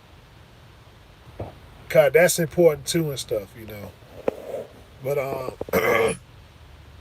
yeah, with Ohio Truck Sales, they got 3 financial people and stuff that they deal with. So do not try to go get your own financing. It's just, I'm just telling the newer people and stuff that are that don't understand how finance work. The trucks are 2007. So you talking about 15-year-old pieces of equipment. So what the bank is doing, the bank has to look at it and see how is it that we're going to profit. Oh, you got a code reader? Okay. The banks look at the truck, they look at the equipment, and they got to see how is it that they're going to profit other than you paying back the loan. Like, it's a good possibility. What happens if you go into default, right? What happens if you go into default and stuff? That means that they ascertain the equipment, then they got to fix it up, and then they got to sell it for whatever you owe on it. And so the bank is looking and they taking a loss. They don't see any kind of way. Your finance people don't see any kind of way and stuff of them being profitable. That's why you won't get financed. If you take that truck to the bank, they are not going to finance you. I don't care how much you put down. They are not going to finance that equipment because the truck is 15 years old. It's 15 years. Some of them older than that. Some of them are older than that and stuff. They looking at their price tag. They go look at the blue book value and stuff, and they say, man, there is no way. There's no way. So Ohio Truck Sales has 3 finance people that they deal with and stuff, right? They will finance it guaranteed. They will guarantee you financing and stuff, but you got to have 40% of what the truck, whatever truck you're looking at. If you want to know what the down payment is and stuff, it's 40%. Whatever truck you look at, if you got 40%, you can get the truck. They are not going to, the truck is as is where it is. So, whatever tires and stuff, the trucks, they ain't putting no inspection and stuff on it. You got to get it inspected. They say the truck as is where it is. They ain't going to put no tires. They ain't going to put no tires, no brakes. So if you get the truck, then understand that you fixing that truck up. Whatever it needs. If it needs tires, if it needs anything and stuff, they ain't, once you drive it off that lot, once you sign that paperwork, that's it. It's your truck. So if it breaks down, whatever and stuff like that, you're responsible. You got to fix it. Okay. The other thing is that they charge 40% interest on the truck. That's how much you're going to have. That's how much interest you're going to have in that truck. You're going to have 40% interest. 40% interest. It doesn't matter how good your credit is. It doesn't matter how good your credit is. They want 40% down. The interest is 40%. It's 40% interest. So I don't care. Anybody that gets up here and make any kind of video talking about, man, I got the truck and this how much I had to put down because of my credit and all that other stuff there. Nope. It's 40%. That's how you get approved. That's how everybody get approved. You got to put 40% down, and the interest on the truck, you're gonna have 40% interest on the truck. When everything is said and done, you're gonna have 40% interest. So if you get the truck, and I don't know why I got to explain this, but for you guys that decide to want to go to Ohio Truck Sales to get the truck, here's the thing. The only advantage that you have, right, if you want to call it an advantage, the only advantage that you have is that if you got money, if you got money put away, right, then you can start tackling some of the stuff on the truck that it's going to need and stuff. Okay? It's going to need something. I already showed, that truck that got the W9, that 07 Kenworth W900, you already see it's going to need tires. Okay? You see it's gonna need tires. So you already put 40% down on the truck. So if you trying to get the truck and then you're gonna fix it up and then pay for it later, that's the only advantage that you have. That's the only advantage. You got the truck, you making payments on it, and you fixing it up. It's not like you got to go. Really, I would just, you know what? I wouldn't even say that. It's just what Ohio Truck Sale does is, if you the type of person that don't want to, you want a Kenworth or you want a Peterbilt, but you don't want to be looking all over. You the type of person you don't want to pick up trucker paper. You don't want to look on Facebook Market. You don't want to look at all these places and stuff, right? And you want to center everything right at this particular spot here and stuff, right? Then the places for you. That's the only advantage, man. I mean, it just there is no other advantage to it. It's not. You got a truck. You're gonna have to make payments on it, and you're gonna have to have some money put away and stuff. I'm talking about some serious dough. Like, you already put 40% down on the truck. So my suggestion is you need 40%, and you need whatever truck you looking at, right? If it's a C15 and stuff, you need it.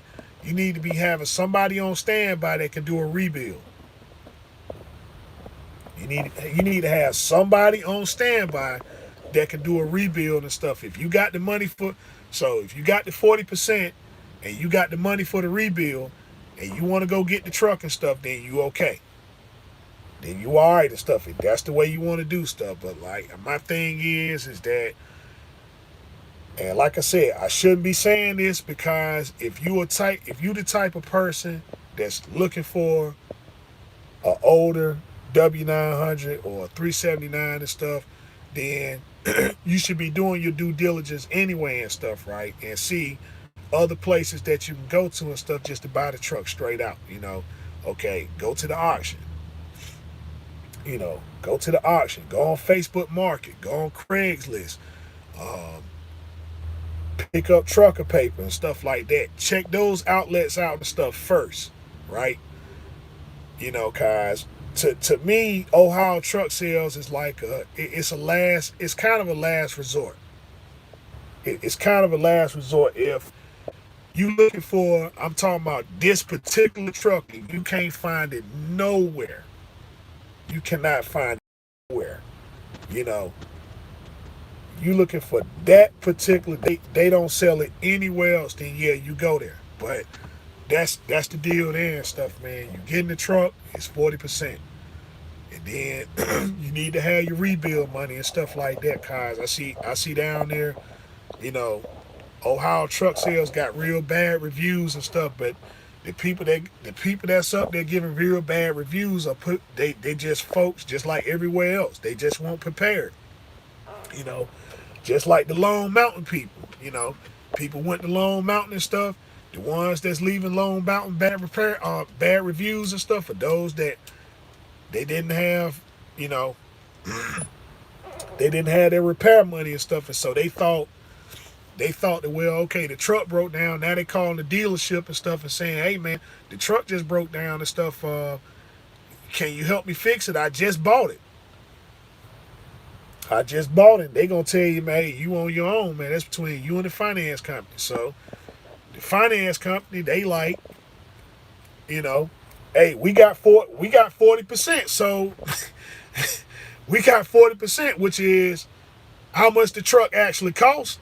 So they financed it because they ain't taking no loss on the truck.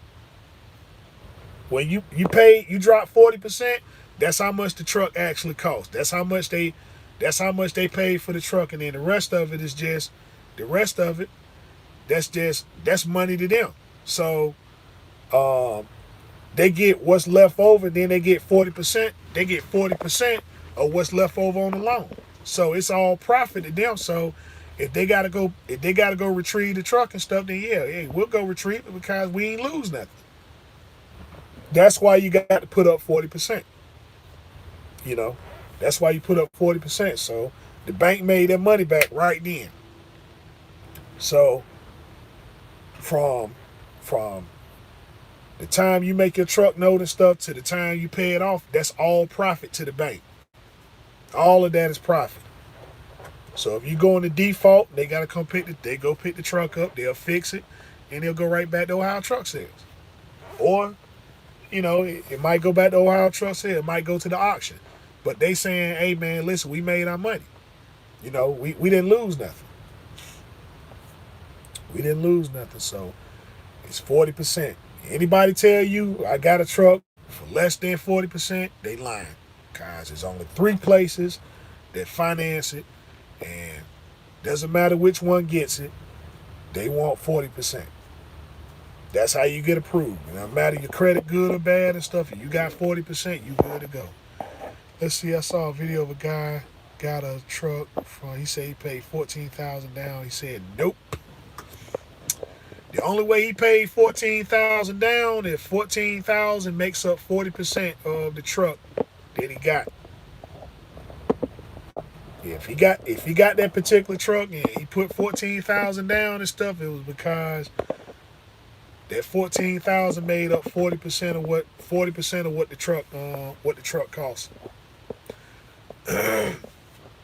So if they tell you any different and stuff, man, they lying. Doesn't matter how good your credit. In fact, they not even worried about credit. To be honest with you, credit can be jacked up and stuff. You got 40%, you financed. That's how it works. Cause no bank will touch no equipment and stuff, man, that old. You know this for anybody that deal with finance and stuff, man. Oh, he traded his truck. Yeah, so that's why they're the other thing.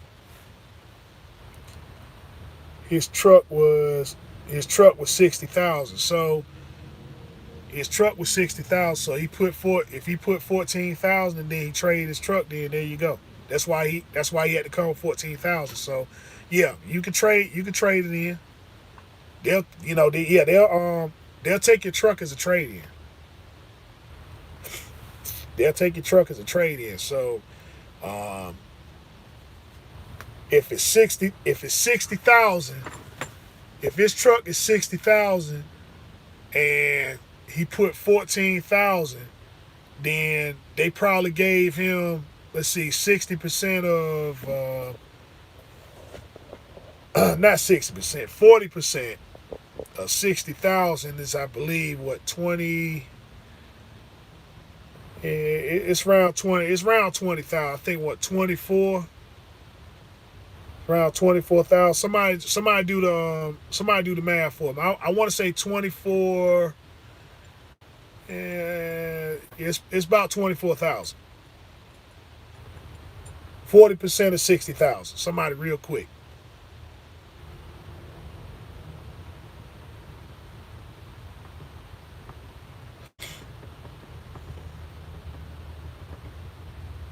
$24,000. Okay, so yeah, if he put, okay, yeah, 24,000. All right, yeah, 24,000. So if he had 14,000 cash, they took his truck and gave him 10,000. Yeah, they gave him 10 grand for the truck and stuff. So that's how he was able to walk away. I don't care what anybody say. 40% is what you got to have. Now, if you got 40%, okay. You ain't got 40%, ain't no point. It's no point even going over there and dealing with them. I don't care what. Yeah, we finance. We want 40% because 40% they ain't taking no loss.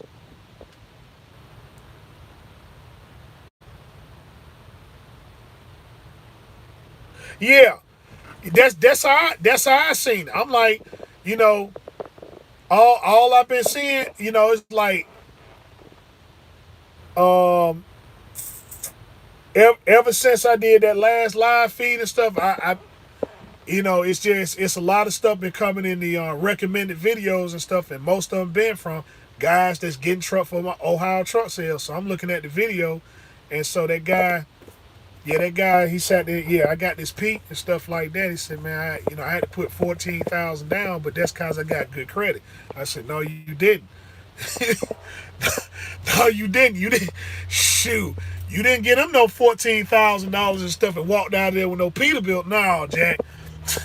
You could probably, if you got good, the only way that worked now, if you would have went, if you got good credit and you would have went and got a brand new Peterbilt and stuff with 14,000, yeah.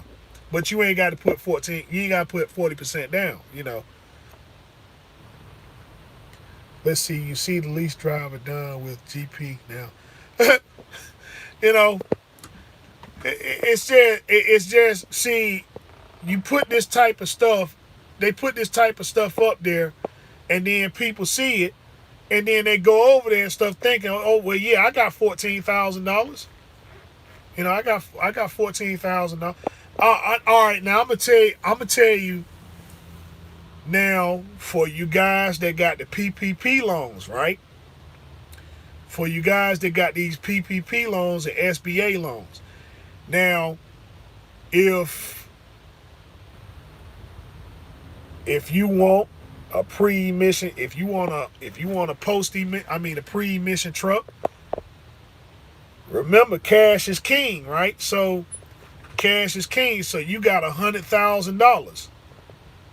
You got $100,000 and stuff, and you want a Peterbilt or a W9 and stuff like that. Go over there and stuff, and give him, buy the truck straight out.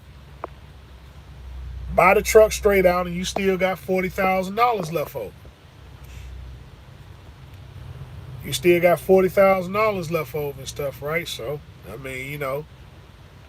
so the truck need a rebuild and stuff. There you go. Go get the rebuild and stuff like that, and pay the loan back. And you got 1% interest, and you got 30 years to pay it. So, yeah, you got 1% interest, 30 years to pay back $100,000, and you got a truck paid off with a truck paid off with a fresh end frame in it. You know what I'm saying? Hey, do it that way. You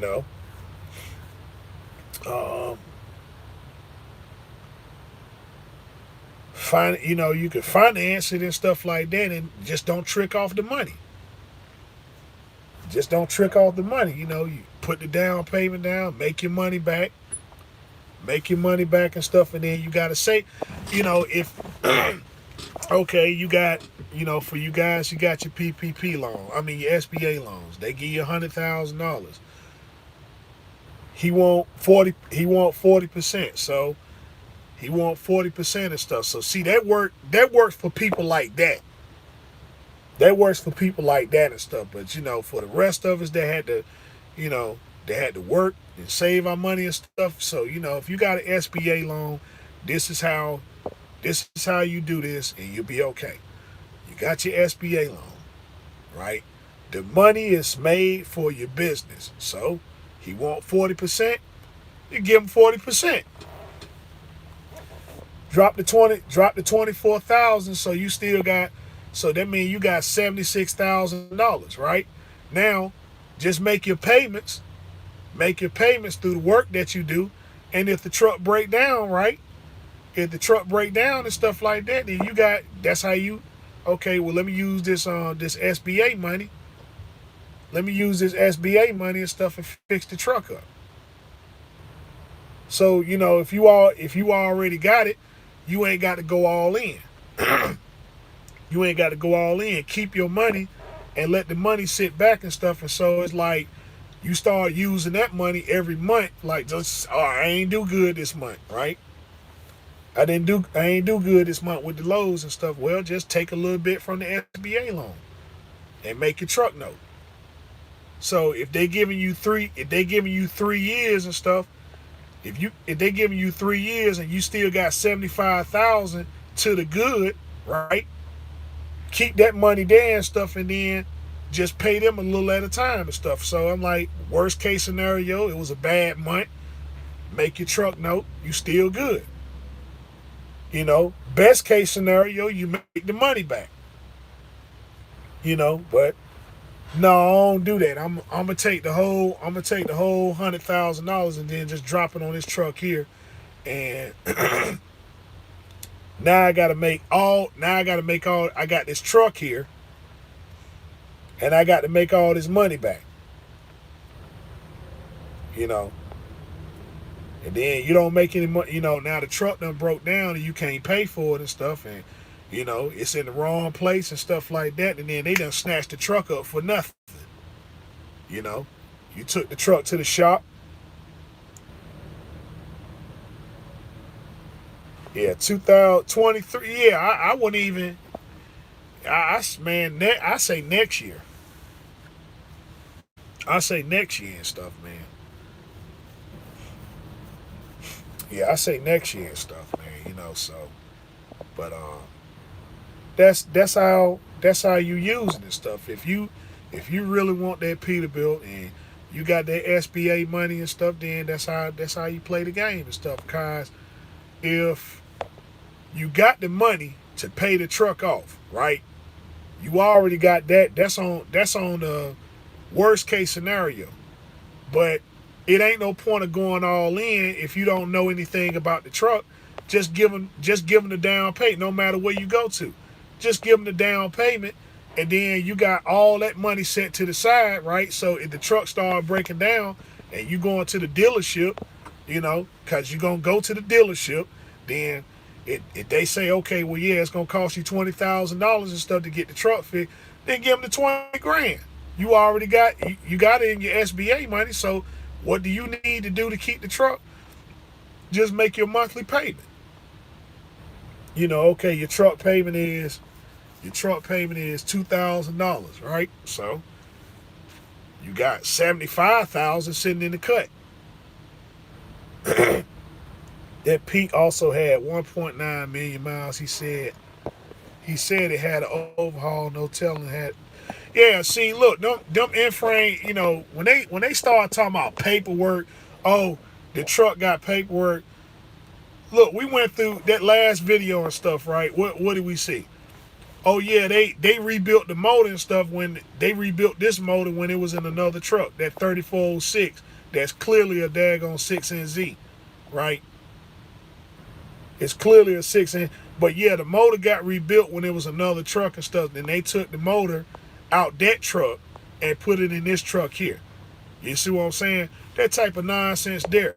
You see, when I'm saying like, all right, if you swapping a motor, right? If you swapping a motor, then the best time to rebuild the motor and stuff is when you take the motor out the truck. That's the best type of rebuild that you can do. The best type of rebuild you can do is when you take the motor out of the truck. That way, there's nothing blocking anything. You can sit there, you can tear the whole thing down. You can tear the whole thing down and stuff. If you got the board, you can board out right. It ain't got to stay, the block ain't got to stay in the truck, so you ain't got nothing in the way.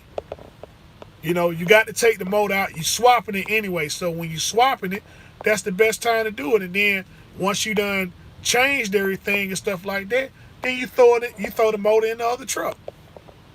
Now you got a complete rebuild and stuff. So the only thing you got to do now is, you can even if the person know what they doing, if they setting it up right and they ain't trying to go back in the block no more, they gonna do all the pressure testing and stuff before you even throw it in the truck.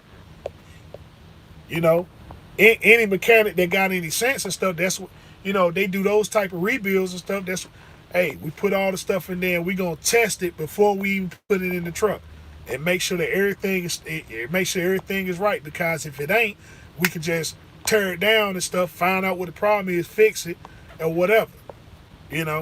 But see, that's the type of stuff there. So it's like, yeah, well, hey, I really want a Peterbilt. I really want a W9. Which I'm saying, that's cool, right? But just make sure you do the right thing the right way. Do your due diligence. That's why I say, like, a lot of this stuff requires experience. You know, don't just get the truck just to be getting the truck. Get the truck because you understand what it means and stuff, man, to actually get that truck. Otherwise, get one of these, right? Get a Cascadia or get a Pro Star. Or, get a Pro Star. Something that's easy to fix, something that's easy on the wallet. You know what I'm saying? You know, and learn from there and stuff like, oh, well, the truck got emissions on it. Well, you got workarounds and stuff, man. You know, you got workarounds and stuff. And so when you learn, you learn and stuff, and then when you ready to upgrade into those things, those venues there, you can do it. Just like a person getting their authority. Oh well, I want to get my authority right now, dude. It steps into this stuff. I understand you want your own business, but look, if you can learn at another person's expense, then that's what you do. That's the whole purpose of being a company driver. You know, you're not, you learning, but you learning in safety. It ain't cause, if you make a mistake as a company driver and stuff, then it's not costing you anything. You know what I'm saying? Okay, the truck started breaking down. It ain't none of your fault. That's what the truck does. So when the truck go in the shop, learn, okay, what is it that you had to do to get the truck right? Go in there and start asking questions. You go in the terminal, and everybody want to go in there and play basketball and stuff with Sky Daddy Jesus. They want to play basketball with Sky Daddy Jesus and stuff, man. And so, I'm using your phrases. Chasing Andrew. Well, I mean, they want to play basketball with them and go sit in the library and watch TV and sit in the cafeteria. Meanwhile, you got all this business that's going on. And don't nobody know a thing about what's going on and stuff. Oh, I'm just going to drive the truck from point A to point B. And if I don't like it, then, well, I go in there and talk to my dispatcher. But you don't understand the world of business. So then when you get in the lease, when you get in the lease and stuff where they taking care of business, now they treating you like they treating you like they giving you all the business, right? Okay, the responsibility. Now, understand, the repairs and all this stuff is yours, but we still going to keep you in that company driver status. No, that ain't how business works. You know what I'm saying? Like, that's what I learned, you can't be in business with people that ain't got nothing to lose. They getting their paycheck on Friday. Okay, yeah, hey, I got my, I ain't had to do nothing. Man, my truck sat all week. I don't care. Well, I still get paid, man, Hey, dude, you owe us money. But the only way you can pay them is through work. And then they ain't even working you enough to pay your bill.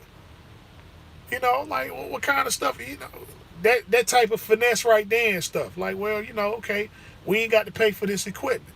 But when you're a company driver, you supposed to be learning all this stuff. You in the safe, now you safe. Because see, if that truck sit, he losing money. Your truck sit, okay, well, you a company driver, man. Okay, so they had me sitting in the truck stop all week, but you got paid every day. You make sure you get that layover. You make sure you get that layover and stuff, man.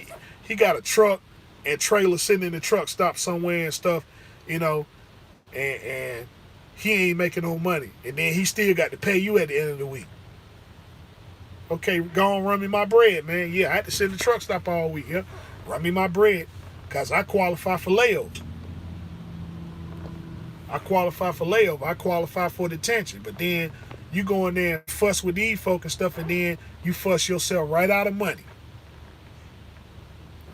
And then you get in there, you don't learn a freaking thing and stuff. Oh, well, man, things will be a whole lot better when I get my own truck, because when I get my own truck, now I can refuse freight. It's non-force dispatch. Okay, non-force dispatch, that's the first thing they say, but then they gonna offer you a load, and you tell them, no, man, I ain't doing that load. Okay, well, that's it. Hey, it's non-force dispatch, but they ain't gonna find you another load. Now what you gonna do? Yeah, working for people, that's about business. It's a massive difference between people with nothing.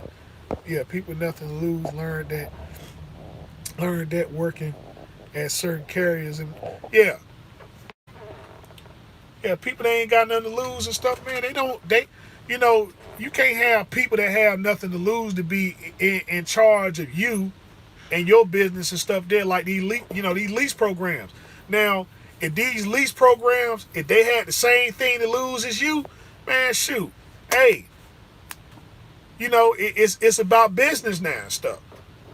It's about business. They understand that, okay, hey, look, this is all right. The only way I'm gonna get some money, I only get paid based upon the percentage of the loads and stuff that you get. So if you don't run this week, I don't get paid either. You know what I'm saying? They'll talk to you like you got some sense. Like, hey man, listen, we got to figure out some of this stuff, man, because hey, if you don't get paid, I don't get paid either. This man sitting over here and stuff, he get paid every Friday and stuff, but then he in charge of you. So if he had a bad night last night and stuff, now he on the phone fussing with you and stuff, then he can do that and he can get away with it. He had a bad some old lame or something like that and everything and stuff. He probably, he probably on Plenty of Fish or something, Tinder and stuff like that.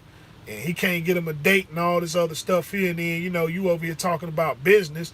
He ain't got time for that. He got to rush and get you off the phone, man, so he can get back on social media. Post those stupid pictures and stuff on Instagram and all that stuff there, Man, just chilling in the office and stuff, man, on the grind today. He ain't grinding nothing. Watching TV, watching Netflix and Hulu and all that stuff there. Come Friday, man, come Friday, he get his check. He get that direct deposit and stuff. You ain't got nothing. You in the hole and stuff this week. Now they talking to you and stuff. Hey, man, dude, what you gonna do about getting out this hole, man? You $2,000 in the negative. Yeah, I know, because I ain't ran no freight this week. Well, hey, dude, you got to do something. We can't have another week like this. Like it's your fault. Well, it's non-force dispatch, but you can't afford to be turned down on loads. So they finally get you a load. And stuff. You ain't got no money, so you can't go home. You got to get your bill. It's bill time now and stuff. You ain't. Now you got to ask for an extension. The rent gonna be late. Hey, can they give me an extension and stuff on the light bill, the water bill, on my cell phone and stuff like that. You got to call the bank and stuff, man. Can I get an extension on my car note? You ain't got no money. You in the hole last week. Now you got to run hard this week and stuff, so you broke even this week. So that means you still didn't make no money. So that's 2 weeks. So the third week, now you got to put it in the wind and stuff, and then now you back to square one. Ain't no lows and stuff this week, so you back in the hole again. So that's week 3. So week 4 it's time to pay, all your bills and stuff to do. All your bills and stuff to do. But see, when you a company driver, that truck, even if that truck sit, what they trying to do, they trying to make you talk yourself out of money that they owe you. So they saying, well, okay, in order for you to qualify for layover, you got to sit for 24 hours, right? With no dispatch. So what you doing is you thinking about the miles you got to run and the money that you ain't making, and that's bothering you so much that you calling your dispatcher, hey man, listen, well, what the freight at? Oh yeah, we working on that. So now they'll shoot you a load and stuff right before it's time for you to cash in for your layover. They'll shoot you a load and say, okay, yeah, we got this load here and everything. And then they call you back with the load counselor. So that means now that's a ghost load and stuff, because they sent the load that they already got on another driver.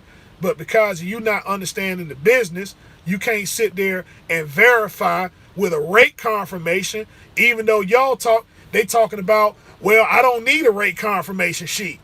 Okay, so you ain't got no way of verifying nothing when you can get on the phone and make a phone call to these guys. So if they say that the load cancel, well, let's see if the load actually cancel. Let's call over here to the customer. But because you ain't got no rate con and stuff like that, you can't verify nothing. You can call over there and say, hey man, listen, I was just calling and seeing stuff, man. Is the load gonna be ready at this time here? Okay, what's your pickup number? You give them the pickup number. Yeah, the load still gonna be picking up at this time right here. You see what I'm saying? But they told you the load council. Now you got something to verify and stuff because you got that rate con, but you know, I don't need no rate con. I don't need no rate confirmation sheet. You know? So you ain't got so now, you know, they put this load on you, but then they took it off because they told you it canceled. So that means now, well, we technically you had a load, but the load canceled. So we're gonna have to start over your clock on your layover. When all you had to do was just play it cool, you know, sit back, relax, man. Get you get you some books and stuff. Learn about the business. You know, I don't know anything about credit. But then you got to teach yourself these things. Cause ain't nobody gonna give it to you. You're gonna have to pick up those books and stuff, man, and start learning, you know, how credit and stuff work, how business and stuff work. You ain't doing nothing, you know, but no, man, let me go and jump on this PlayStation. Let me jump on this PlayStation, this Xbox and stuff, man, and play Call of Duty. You'll play Call of Duty for like 8-9 hours, no problem. But you know what I'm saying? You won't pick up no book and read about business and stuff for 30 minutes. Oh man, that's too difficult. That's too hard and stuff. But you want to learn about cryptocurrency. You want to learn about investment and all this other stuff here. You know, you got to assert yourself into these things and stuff if you want to learn about it, you know. Because, I mean, YouTube and stuff is okay, but YouTube is okay and stuff. YouTube just points you in the right direction. So I'm saying you got a few dollars and stuff like that. Go on Barnes and Noble. Go on Amazon. Order those books and stuff, man, to familiarize yourself with business. So that way you in a calm, cool demeanor. So when they start throwing nonsense at you and stuff, right, you can say, well, look, that don't make sense, and you ain't got to raise your voice either. Hey, man, listen, hey, we talking about money. We talking about money. So when they understand that, man, you about that money now and stuff, they going to treat you a whole lot different. You know, now they got to deal with you on a business level. Ain't about your feelings and emotions and stuff. Oh, come on, have a seat. You know, we got you some cookies and free food and all this other stuff here. You know, going down to the library and stuff, man. We playing that new movie now and stuff. We got that Spider-Man. We got that new Spider-Man playing. Don't you want to see that? All them daggone waste your time stall tactic stuff. So you leaving out there feeling good. Like, man, screw that.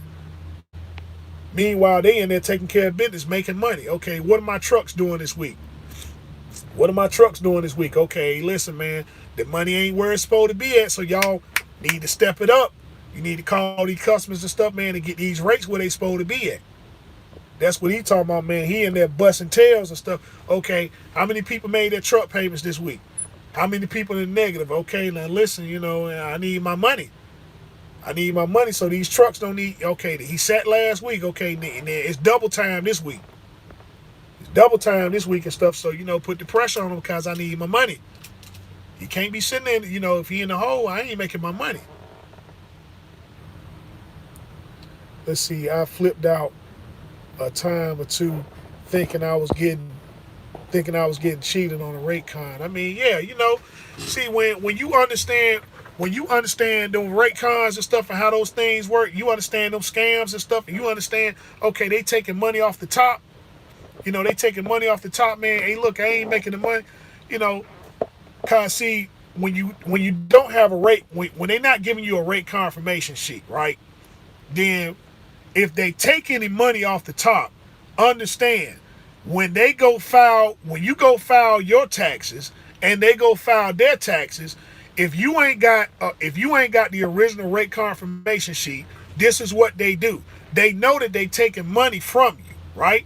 They might took $1,000 off the top. They might took $500 off the top, right? Now, when they go and file their stuff, right? And then all it taking for somebody to do an audit, and they got to explain where did the money go, because the company rate confirmation sheet says that this load paid $2,400, but then this load right here that you got, you saying when you take it to your CPA, this load paid $1,000. when you took it to your CPA. So your CPA can only file based upon the paperwork that you take in. So the audit's going to come to whoever has the money first. So they looking for the 1,400. So they going to the original people, and they already in on the scam. They like, well, yeah, look, hey, we done took that off the top. But what they gonna say is, oh, we gave it to the driver. Here's the rate confirmation sheet right here that we agreed upon. And then now they do an audit on you and stuff, right? They do the audit on you and stuff. The original rate confirmation sheet saying the load paid 24. You filed saying that you only got paid 1,000. So they saying, all right, well, I talked to the people that was doing the business, and you got $1,400 missing. So now they do an audit on you, and they see all this money and stuff missing, you know, from money that they done took off the top and stuff. Man, hey, look, somebody got this money. And the thing is that they protected because they already in on the scam, but you ain't the one that's in on the scam. So you ain't prepared. Because when they saying, hey man, there's some money missing, and the people that you contracted to are showing us proof that this is the agreed payment that they made to you, it's too late to start talking about taking them to court and all this. Now you got the IRS on your tail. Now you got to explain to them. They ain't gonna sit there and say, okay, well, we gonna sit back and stuff and let y'all figure this out and everything, and then we'll get back with you later. No, we want our money now. We want our money now. And since they got the rate confirmation sheet and you don't, right? That means that you filed your paperwork incorrectly. So now all the fees and penalties and all that stuff, that's on you. And you know, it's gonna take you a while to figure this stuff out. But by then it's too late because the penalties are on you. You're gonna have to pay it. You're gonna have to make some kind of agreement. You're gonna have to make some kind of agreement with the IRS and stuff so they cut you, they cut you some slack.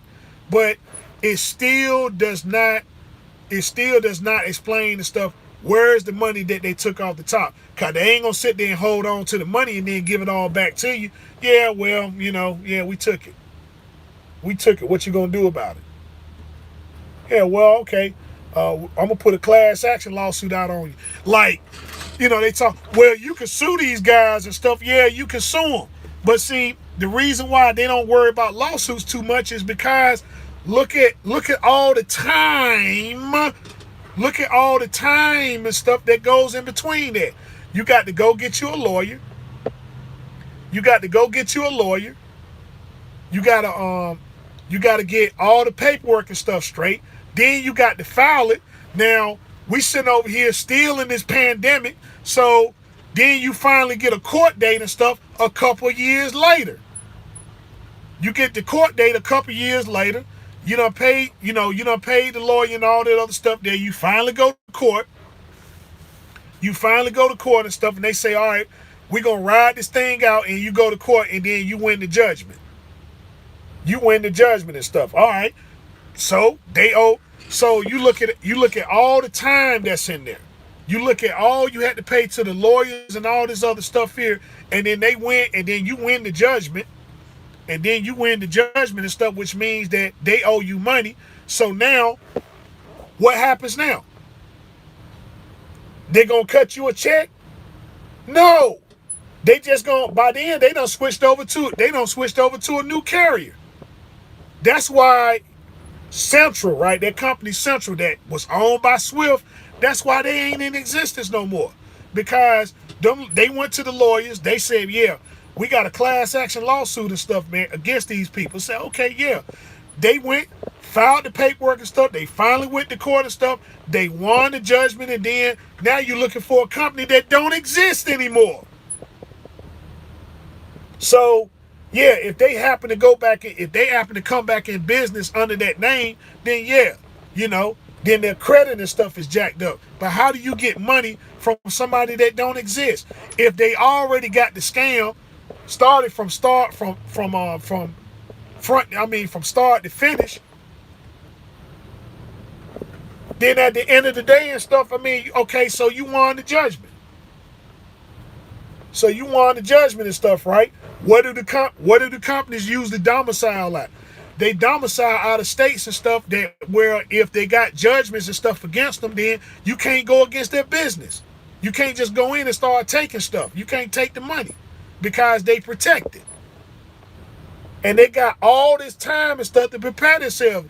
They got lawyers and stuff over there too. Say, hey man, listen, this judgment things, just like when they went to Central, they told them and say, hey man, listen, this class action lawsuit, man, dude, you gonna lose, man. So the plan is, this how much time and stuff we got, the court, the lawyers, they can ask for continuance. You can get up to 3 continuances. Okay, all right. Well, we get the continuance and stuff, and so court tomorrow. So we gonna push. The next trial and stuff back 9 months. We gonna push it another 9 months. Oh, 9 months, that's plenty. Now they done got everything moved over and stuff like that. They done shut down the authority and all this stuff. Then and you go to court. Well. Yeah, of course you're going to win the judgment because the company didn't show up. Okay, you got awarded and stuff, this many millions of dollars, which they're going to distribute and stuff like that, First, they're going to see if they can settle with you. And so, hey, you going to go and take the settlement because, man, you're looking at the money like, oh, man, this money I can get right now. But you ain't getting all your money. We'll go on settle and stuff. So they know you ain't going for the settlement. All right. They going for the gusto. All right. Well, okay. We ask for the continuance. We get everything set up. They don't show up to court. Why? Because the entity don't exist anymore. Ain't nobody got to show up. Well, the business is out of business. Yeah, we shut down the operation. We ain't got no money. See what I'm saying? This type of stuff, oh yeah, man, you can go out here and you can sue people. Yeah, you can sue them. Yeah, you can sue them and stuff, but man, look at the whole process that's involved in it. And I mean, if you consistent, yeah, you can win, but daggone, by the time you put all this work, and this effort in and stuff, man, you're gonna have more money. You're gonna have more money and stuff, and then for you pursuing the money and stuff, then actually getting it. And that's what they anticipate too. That's why people don't worry about folk when they talking about suing them and stuff like that. Okay, yeah, you can sue me. But they ain't got no thing called debtor's jail.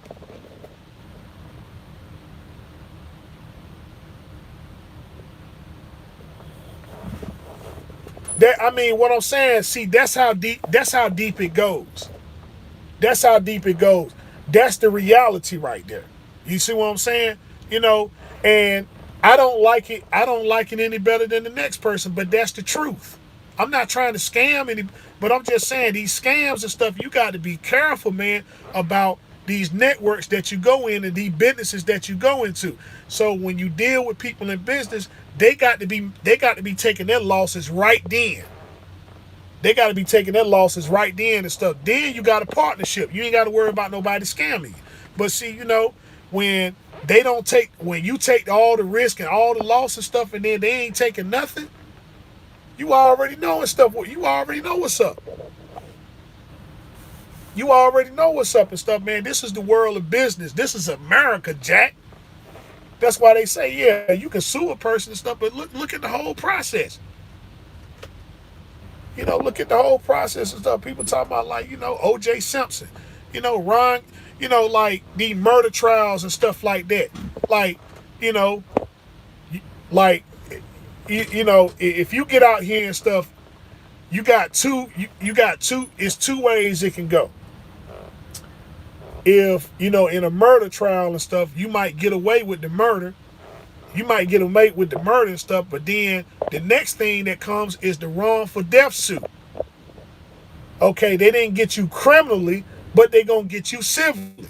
So now you go to court and stuff like that, you get hit with the wrongful death suit. That means now you liable. You got to pay them money. So what do people usually do and stuff? Like if you got a lawyer, they tell you, well, if you live in a certain state, then you ain't got to worry about them messing with your money. That's why, most people they go to states like they either go to Texas or they go to Florida.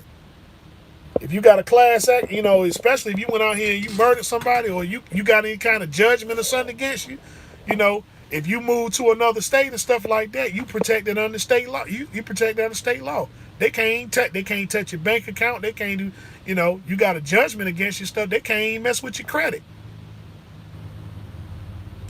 They can't even mess with your credit and stuff like that. It's a reason why O.J. Simpson lived in Florida. Why he live in Florida? Why people down there they in Texas. They get familiar with them judgment suits and stuff. And then in some states, the worst thing you can do is have a judgment against you, like Michigan. Michigan is the worst state that you can live in because Michigan and stuff, now if a person got a judge, you can go after their personal stuff. Right then, when the judgment don't, you can 30 days, you go down and file the paperwork and stuff, the sheriff can come down there and they can start taking your cars. They can start taking your cars and your houses and seize all your stuff until you work something out. Okay, look, I need my money. I need my money now. Michigan is the worst state to have a judgment against you. But that's why people, when they lose their class action suit, they move out of Michigan. Ohio, that's another state.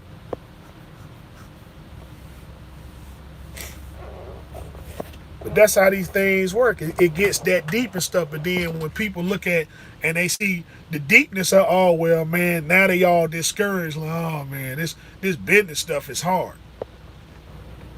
That's why it ain't for everybody and stuff. But, you think that you're going to sit there, you done played this Call of Duty stuff so much, you're gonna pay to play. So instead of you earning your rank, and stuff, oh, well, I'm gonna just go over here and pay this $4,500 and stuff, and that just boosts me up. I'm gonna have everything, and I'm gonna be prepared and stuff, man. Worst thing you could do. You can do that in video games. You can't do that in real life. You can't do that in real life. You can't go over here and pay money, and then all of a sudden you just get a whole download and stuff, and now you know all the business and stuff like that. You got to put the work in. That's why people think, oh, well, some of this stuff is a scam because I got to pay for this class, and then I get in this class and I ain't learning nothing. No, you ain't asserting yourself, man. You got to sit down in that class and stuff, man. You got to sit down in that class and look at those assignments. Understand the words and stuff that's in there. So when you got that teacher in front of you, when you got questions, don't sit there with your hand down and stuff like that because you don't want to look like I don't know what I'm doing. That's why you in the classroom, because you don't know. Man, look, I ask that's why I say when I come up here and I go live and stuff, don't feel ashamed about any question that you have about trucking. We ain't up here and stuff to put people on blast. We up here to put people on game because I want you winning. So when you get up here and stuff and start making these boss moves for real, when you win, we all winning.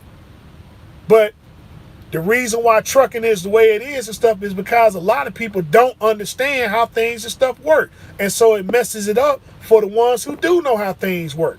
So when you trying to book a load for this amount right here, but because of you not knowing, they can give you this load. Okay, well, I got somebody that can run the load for 50 cents a mile. And the load's supposed to be paying $3, $4 a mile. You gonna run it for 50 cents a mile because it's money. Oh, man, but it ain't the right type of money because when them expenses start kicking in that they don't tell you about until it's time to pay it, you running all those loads for 50 cents a mile, and then now a tire done bust, the tire done bust and stuff like that. Hey, man, yeah. Well, yeah, we're going to give you that brand new tire now and stuff. They get the discount, but then when you get the bill, man, shoot, they're going to steer tire cost me $900. Like, what? And I'm over here running freight for 50 cents a mile. And I just paid for a $900 tire. You got to learn your lessons and stuff that way and say, well, okay, now I got to change up how I do things because this 50 cents a mile stuff ain't cutting it. But then, because you don't understand business, you're going to go in there and sit down and let them finesse you and tell you, well, look, see, this how you really need to do it. You get paid 50 cents a mile, right, for the load. But, now if we just, if you just get to the place if you just drive your truck at 45 mile an hour and stuff, then you ain't putting a lot of wear and tear on the engine and looking at all the fuel you saving. And you ain't got to worry about your tires and stuff going bad when they ain't what it's about. So what your truck do Your truck is only gonna do so much and stuff, man. But I mean, the atmosphere changes every day. So that same stretch of road that you getting 7 miles to the gallon today, tomorrow you ain't getting that. You probably getting 5 miles to the gallon. If the wind is bad, traffic and stuff is all hot, it's hot, yeah, you just supposed to stay in it. You just sleep with the truck off. That's the thing right there and stuff, because see, when the truck idles, for every hour that it idles and stuff like that, you burning 10 gallons of fuel and stuff, and so cut back on your idling. And that's why we got the truck set at a certain mile per hour, so you can get maximum fuel efficiency. Yeah, I appreciate that. But you see, just because you got things set up a certain way and stuff, that ain't how this thing works. It ain't, okay, I'm gonna get on the highway and stuff, and then I'm gonna go from start to finish, and I ain't gonna run into nothing. It's cold out here and stuff, man. Oh, just run the APU. What happens if the APU breakdown? Don't idle your truck though, because see, when you idle your truck, you're burning too much fuel. See, get your fuel at these locations here and stuff, because you need to take advantage of these discounts. This how much. Don't pay attention to what the pump says, because this is what you're actually paying. And look at these rebates and stuff that you don't get right away. Well, we get the rebate and stuff, and then after a certain amount of time, then we mail you the rebates in. We refund you the money. That sort of thing. That's okay. When do I get the money? Well, it varies sometimes. They don't give you no definite date and stuff. See, this is from people that ain't got nothing to lose. A person that's doing business, hey man, listen, you need to get your fuel from this place in and stuff, because you get this discount. You get this discount right then at the pump and stuff. Okay, try to get your fuel at this state, but not these states here, because this how much, even though it shows at the pump that you paying this amount, what you got to take into accountability is the fuel taxes. So this is why we tell you, kind of stay away from getting fuel in this state. Even though the fuel and stuff is cheaper, but get to this state right here, because even though it shows this at the pump, the fuel tax is just this amount right here. So you can compare it up and see this is where you're actually saving. They don't teach you that in the lease program though. They don't teach you that in the lease pro. Just buy fuel anywhere you can and stuff, man. Here's our fuel networking. They don't teach you that. This is stuff you got to learn. But see, when you're a company driver, when it's at their expense, you can still learn these same things. Understand how fuel, how IFTA and stuff work. The International Fuel Tax Agreement. Understand how that works. Okay, why do you want us to buy fuel in this state but not this state right here? And then they'll give you a breakdown of the taxes and stuff and how these things work. So when you add these things together, this is what you actually paying. Oh, okay, all right. And so that's how you start saving the money. Run their network and stuff, but see, they understand this because the business has something to lose. That's why they say, okay, yeah.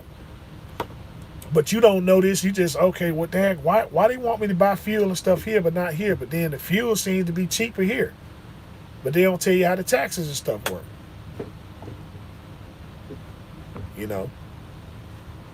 They ain't gonna teach you about the network and stuff and how these things, they ain't gonna teach you the network and stuff, how that work. You got to learn that yourself. So while you got this downtime and stuff like that, man, familiarize yourself in the business that you're in. Because ain't nobody gonna give it to you and stuff. I ain't gonna stop you and say, hey, come on over here and stuff, man, and let me give you the business. Everybody want to be in the business and stuff like that, but the first thing the old heads. These old heads, they don't talk about nothing. Man, they don't be giving us the business and stuff like. I'm like, dude, look, a lot of us has to stop what we're doing, right?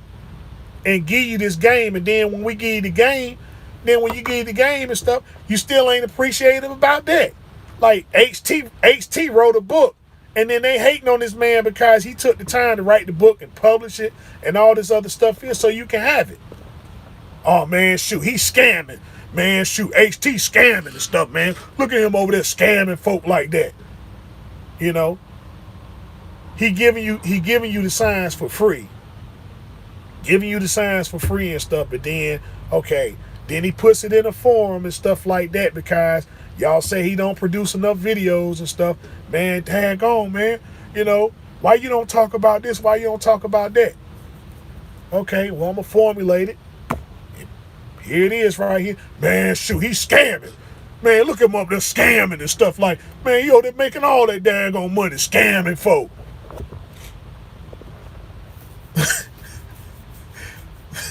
I mean, this stuff is hard. Like, man, you got to get up here and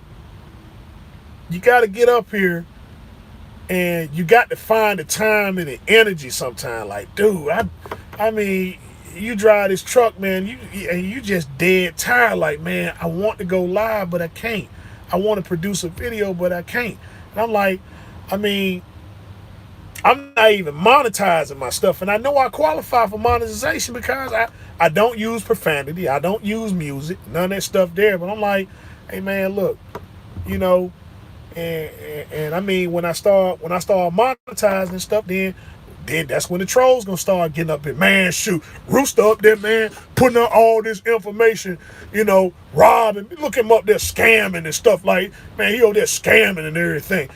How you get that house, Rooster? How you get that house, Rooster? Up there scamming and stuff like, how you get that car? How you get, and you know,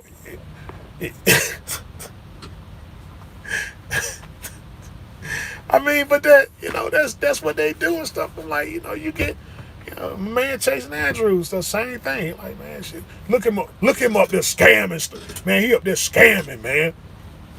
Up there scamming people and stuff. Like, man, shoot, you know. What's that feature and stuff?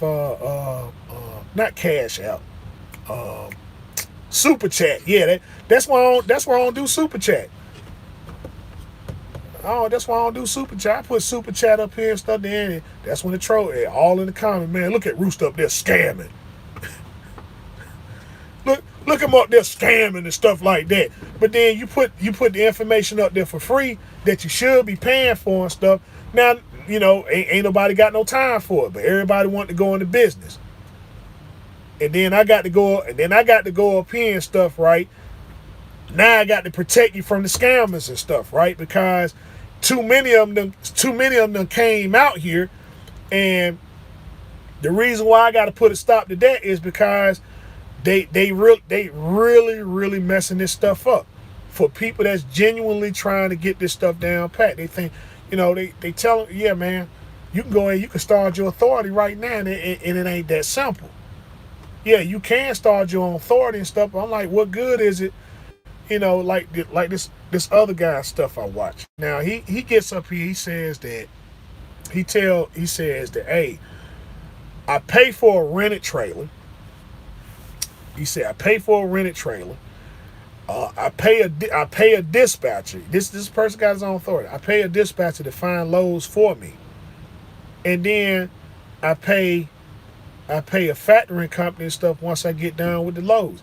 I'm like, dude, by the time you did all that, you could have just went in the lease program and stuff, right? And you could have leased on for somebody and stuff and cut down on all them expenses and stuff there. Like, Rooster, why you ain't got your own authority? Because I don't have my own customer. If I don't have my own customer, then that means I'm pretty much leasing.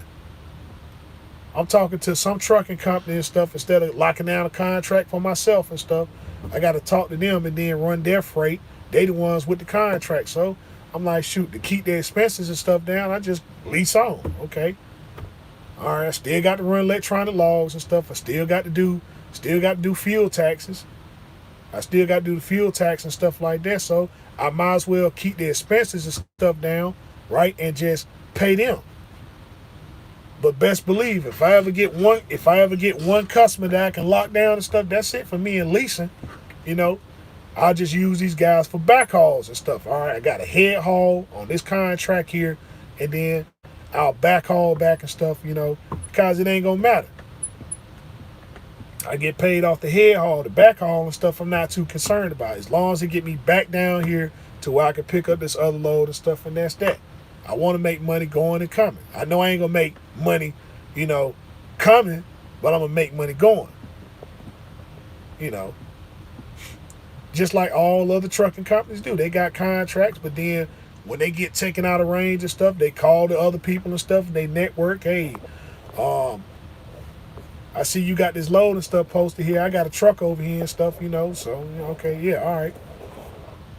Just to get them back over there in that area where they got them customers and stuff, and all the dropping hooks and stuff like that, rather than just deadheading the man back. Because remember, they got to pay that company drive and stuff, 50 cent or 60 cent or 80 cent a mile and all that. So, those expenses get to adding up.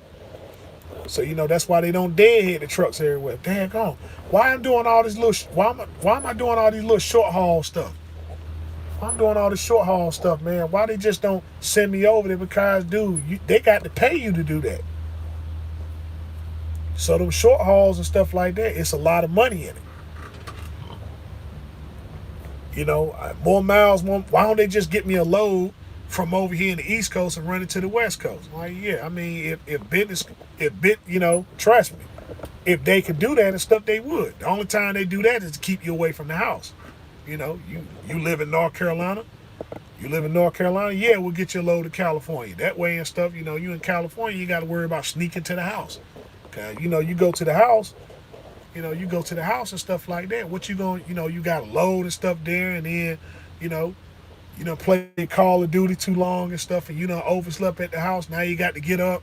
We ain't the old school system no more. It's E-log now, so you should have been gone 10 hours ago and stuff, and you overslept, and now the load's late, and they got to reschedule. Now they ain't getting that money and stuff there, Or worse, I mean, shoot, you sit there and, you messing around with your wife or your girlfriend and stuff, and then one thing leads to another. And next thing you know, you knocked out and stuff, saying, okay, let me get 5 minutes. You done slept a whole 12, 13 hours. Like, man, good grace. And now you behind and all this stuff there, You get to the house, man, things get to feeling good and stuff. The bed feel better, everything, the food tastes good.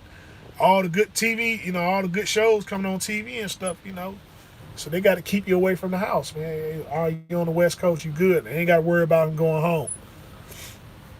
So, you in the truck, you ain't going to oversleep. You at the house and stuff, man, you start coming up with things and stuff, and hey, man, I ain't feeling good and stuff, man. I gotta slide on over here and stuff to the hospital and stuff like that,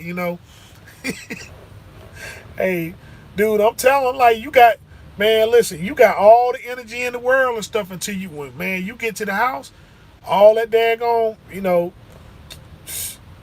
you got all the energy in the world and stuff, man, till you get to that house, boy. You get to that house, everything is relaxing. Everything is relaxing and stuff like that. And then, shoot, just something,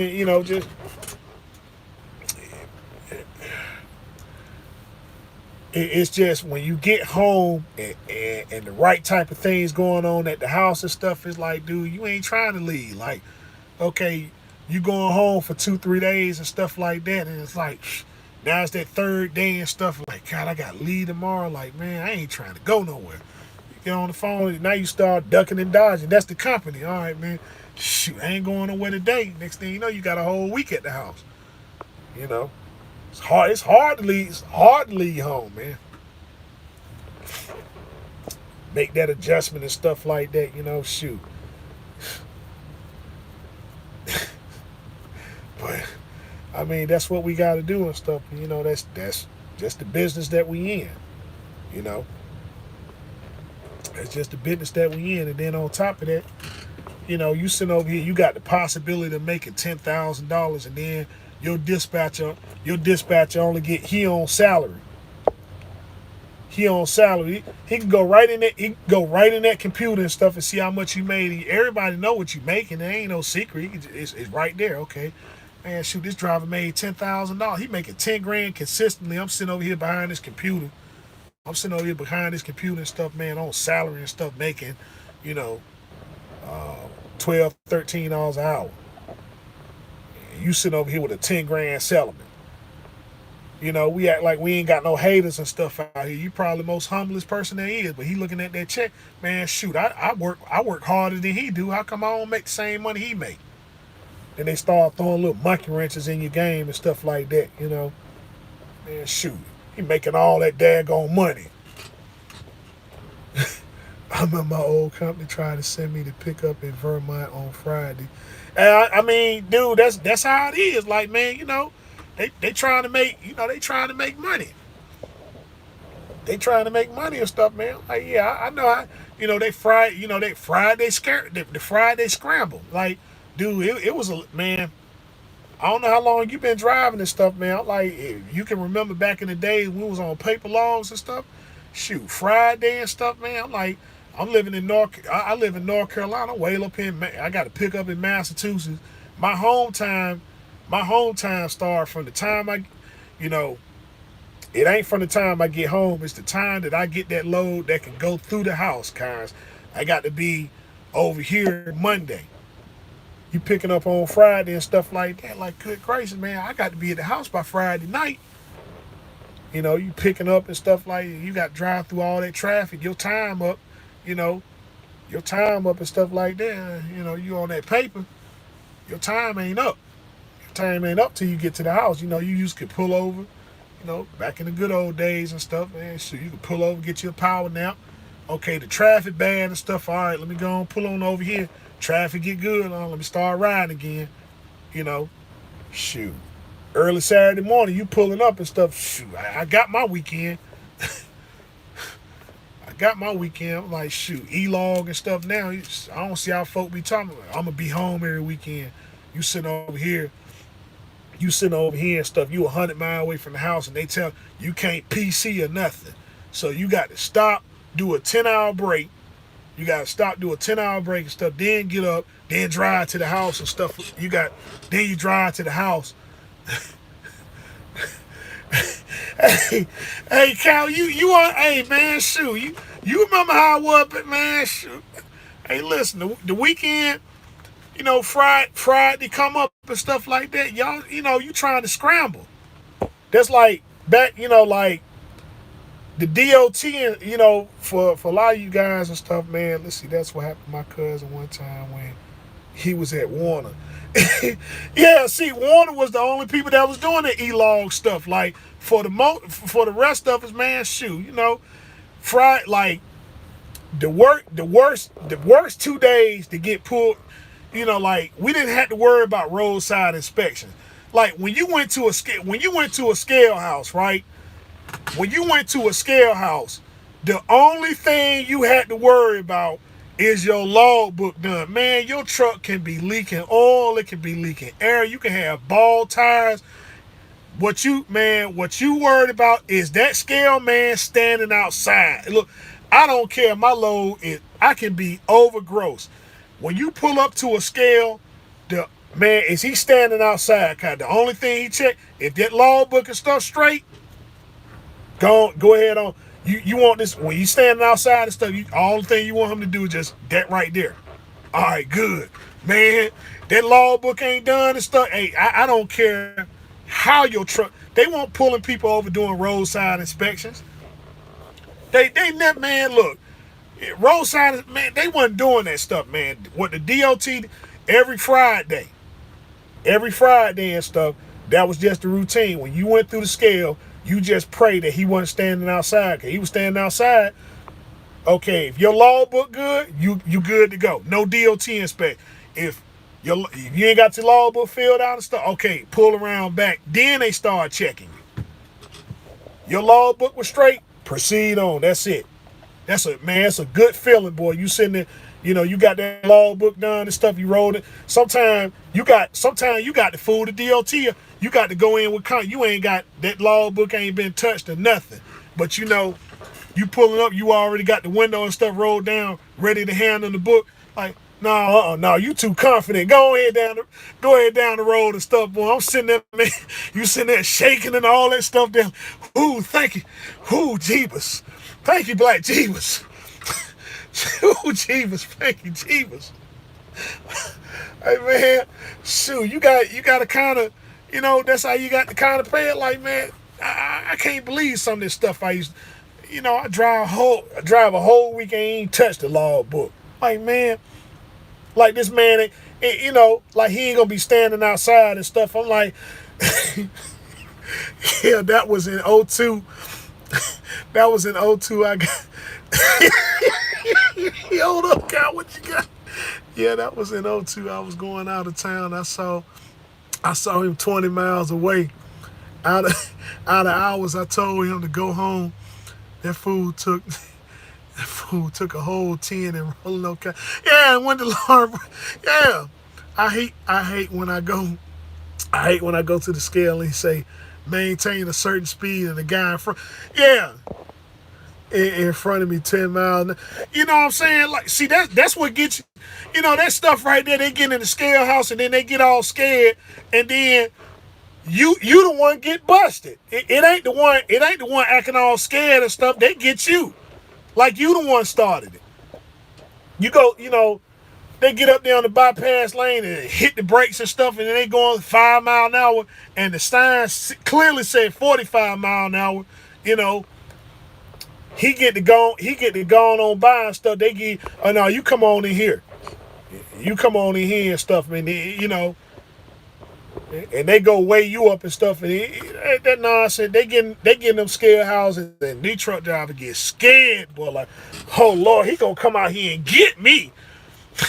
He gonna get me. That was, yeah, the 8. Oh yeah, the 810. Yeah, Calvin, listen, it ain't no point in trying to even. It ain't no point trying to, you know, the old law and stuff. It ain't no point trying to explain that. It ain't no point, like, man. Like, dude, you know, 8 hours and you didn't even have to do it consistent. You could do, as long as you show that you got 8 hours somewhere.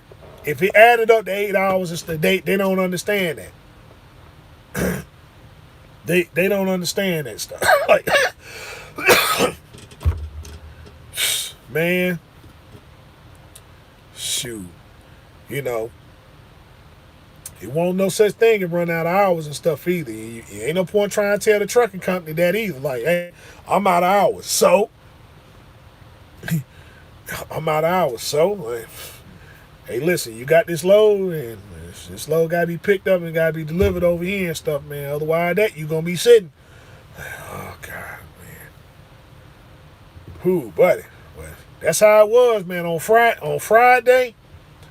Fridays and Sundays. Like, Connecticut was real bad on Sundays and stuff like that. You come Sunday, you roll out the house and stuff, and you done left the house late and everything and stuff like God, no, I gotta get down this road, man. Well, look like I ain't gonna get no sleep tonight. I ain't gonna get no sleep tonight and stuff, man. You get to Connecticut and stuff like that, man, stand outside like, God, no, I ain't, man. God, I ain't feel this long. Man, please just let me go. Just roll on through there and stuff like that. Roll on through there. The person in front of you, he's scared. Like, the guy tell him, go ahead on and stuff. He just sitting there. Now he got the scale master all pissed off. Now he come out the scale. He tell him to go on and then he gets you. Like, he was the one that you should have got him. Man, I know what to do on the scale and stuff like that, man. I know how to roll through here and stuff like, man. Yeah,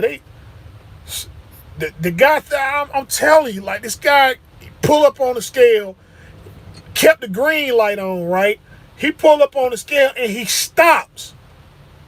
He stopped. The scale master had to flash the light, just to go, like, go. And he just standing there, the scale master come outside. Like, man, what? Dude, go. He don't tell him, like, okay, yeah, pull on over here and stuff, right? No. He let him go and then he gets you and stuff like you did it. Hey, man, I didn't do that. What? Like, Lord have mercy, man. He truck driver scared of it. Like, this one dude, this one guy and stuff, them scales over there in Mississippi, like, the scales in Mississippi, like, they got the, the green light stay on, you just bypass and stuff like that. What this dude do, now, he pulls in there and stuff, and so they gave him the bypass, and then he get on the scale anyway. he gets on the scale anyway and stuff. And so the dude, well, shoot, we gave you the bypass, but obviously you want to get weighed up, so he'll pull on over here and stuff like that. They check his logbook, put him out of service for 10 hours. Now I got to go retrieve his load. Now I got to retrieve his load at the scale house. So the only way I can get to the scale is to actually go through the you got to go on the scale. So if he give you the bypass, right, you can't. I forget what scale that is, but if you got the bypass, you can't go into the inspection lot, right? So here I am, Bob telling, get over to the scale. What they do? Put me on the deck. They give me the bypass and stuff. Then I got to go on the scale. Got to come outside and stuff, man. Y'all guys got a problem today. And said, sir, listen, I'm just here to go get his load. Oh, okay, all right. You know, he let me slide and stuff like that. But man, I mean, you about to give me the business too. You know what I'm saying? Like, I put him out of service. Like, man, okay, so now I got to go in there and ask him, and now I got to go back in there and mess with him again and stuff, right? Hey, listen, you know, because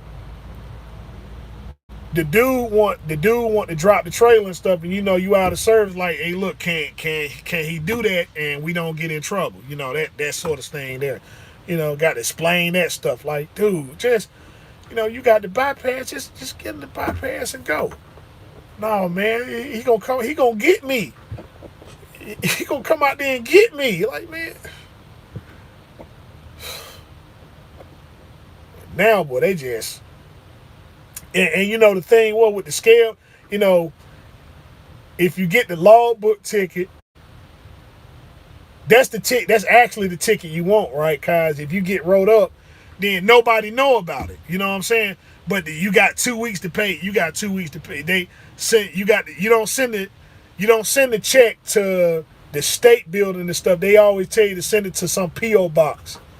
That's why we on E-Log 9 stuff, cause a lot of the majority of fines and stuff came from logbook violations, but the state never received the money. So you know they write you up and you get log, but you got 2 weeks and you never went to court. You know, you can never go to court and protest it or whatever. But, all right, look, I'm going to give you this logbook ticket, but nobody ain't going to know about it. So you just go and you get the money and send it over here to the P.O. box. And everything going to be fine and stuff, man. So, you know, shoot.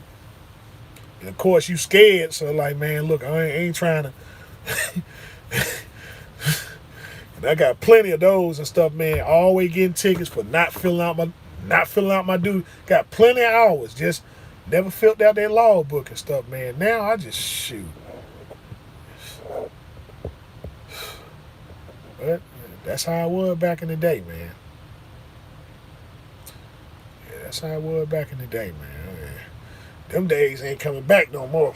No matter what you do, it ain't coming back. But could you imagine what would happen, man? If they put us back on paper logs and stuff, man. Well, you think turnover is bad now and stuff? Folk would be quitting showing up like, nah, I can't do this job. Folk be up here bragging, talking about, man, shoot, I did 600 miles today. Like, what? 600 miles? Man, shoot, back in the day, we used to laugh at 600 miles and stuff like, man, shoot, we used to laugh at that. Man, we be halfway across the country and stuff, man, by the time, 24 hours. Shoot. I'm telling, like, man, if you could stay woke, and you get you a good power nap and stuff like, man, shoot, you had this whole state knocked out. I mean, the whole country knocked out. Huh? California, yeah, okay, I'll be there in 3 days. Yeah, I'll be there in 3 days and stuff, man. Like, shoot. You sitting there doing no 10-hour. I'm going to do an 8-hour break and stuff. Like, man, you crazy, man, shoot. I'm going to go to sleep. When I wake up and stuff, I'm like, man, shoot, hey, I'm ready to ride now. I'm ready to ride now, man, shoot. They put us back on paper now, boy. I'm talking about, man, they really be cracking the whip now. What you mean you out of hours and stuff? What you mean you out of hours? You got that daggone thing filled out wrong. Dude, this load got to be there tomorrow morning.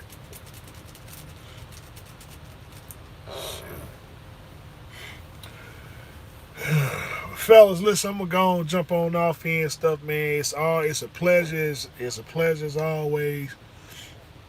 Um, but yeah, that's what's going on and stuff, man. I'm just got this place done looked at and stuff like that, so I just need to get my stuff together and everything and get moved in. So uh, to the scammers, the fakers, and the frauds, man. To you scammers, you fakers, and you frauds and stuff, it's December 8th. You ain't got long. You ain't got long, cause come January, we gonna be going in and stuff, man. I got a whole list of you. Some of y'all done reached out to and stuff, and say, hey, man, listen, come on, man. They ain't the business. Yeah, but y'all ain't backing down. Y'all doubling down and stuff. So, y'all be careful and stuff, man. And be careful of some of these women out here because, this is the season of simping. And stuff. Christmas coming up and, these women that didn't used to pay you no attention, now they all sliding up in your DMs talking about what you're doing and stuff like that. They try to lock it down and stuff, cause kids and these kids, they ain't got the Christmas presents and stuff yet. You know what I'm saying? She need a couple bills and stuff paid and stuff like that. She want to take it easy for Christmas. Just saying, tis the season for simping. No, it ain't fat boy season no more and stuff. No, it ain't fat boy season no more. It's simping season. Yeah, it's simping season and stuff because, shoot, you fat, you better have some money. If you fat, them daggone, you better be talking about them fat wallets. Your pockets better be fat. That's the only fat they looking for and stuff, them fat pockets. Cause if you fat and broke, and stuff, you also gonna be lonely. So I mean, make no mistake about it. But yeah, and like I said, always it's been a pleasure and stuff, man. Just give me a little time and stuff to get myself situated. If you gotta reach out to me and stuff, that's cool.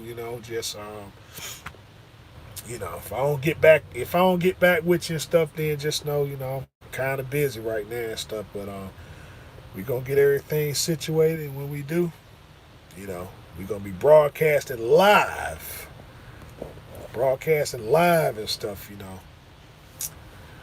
But as always, this your man right here, the one, the only, that beautiful Rhode Island Red Rooster, telling you as always, continue to do your research, fact finding, and studies. Honest on your skills every day. Till next time we talk, next time we meet. Be safe. Be easy. Peace out.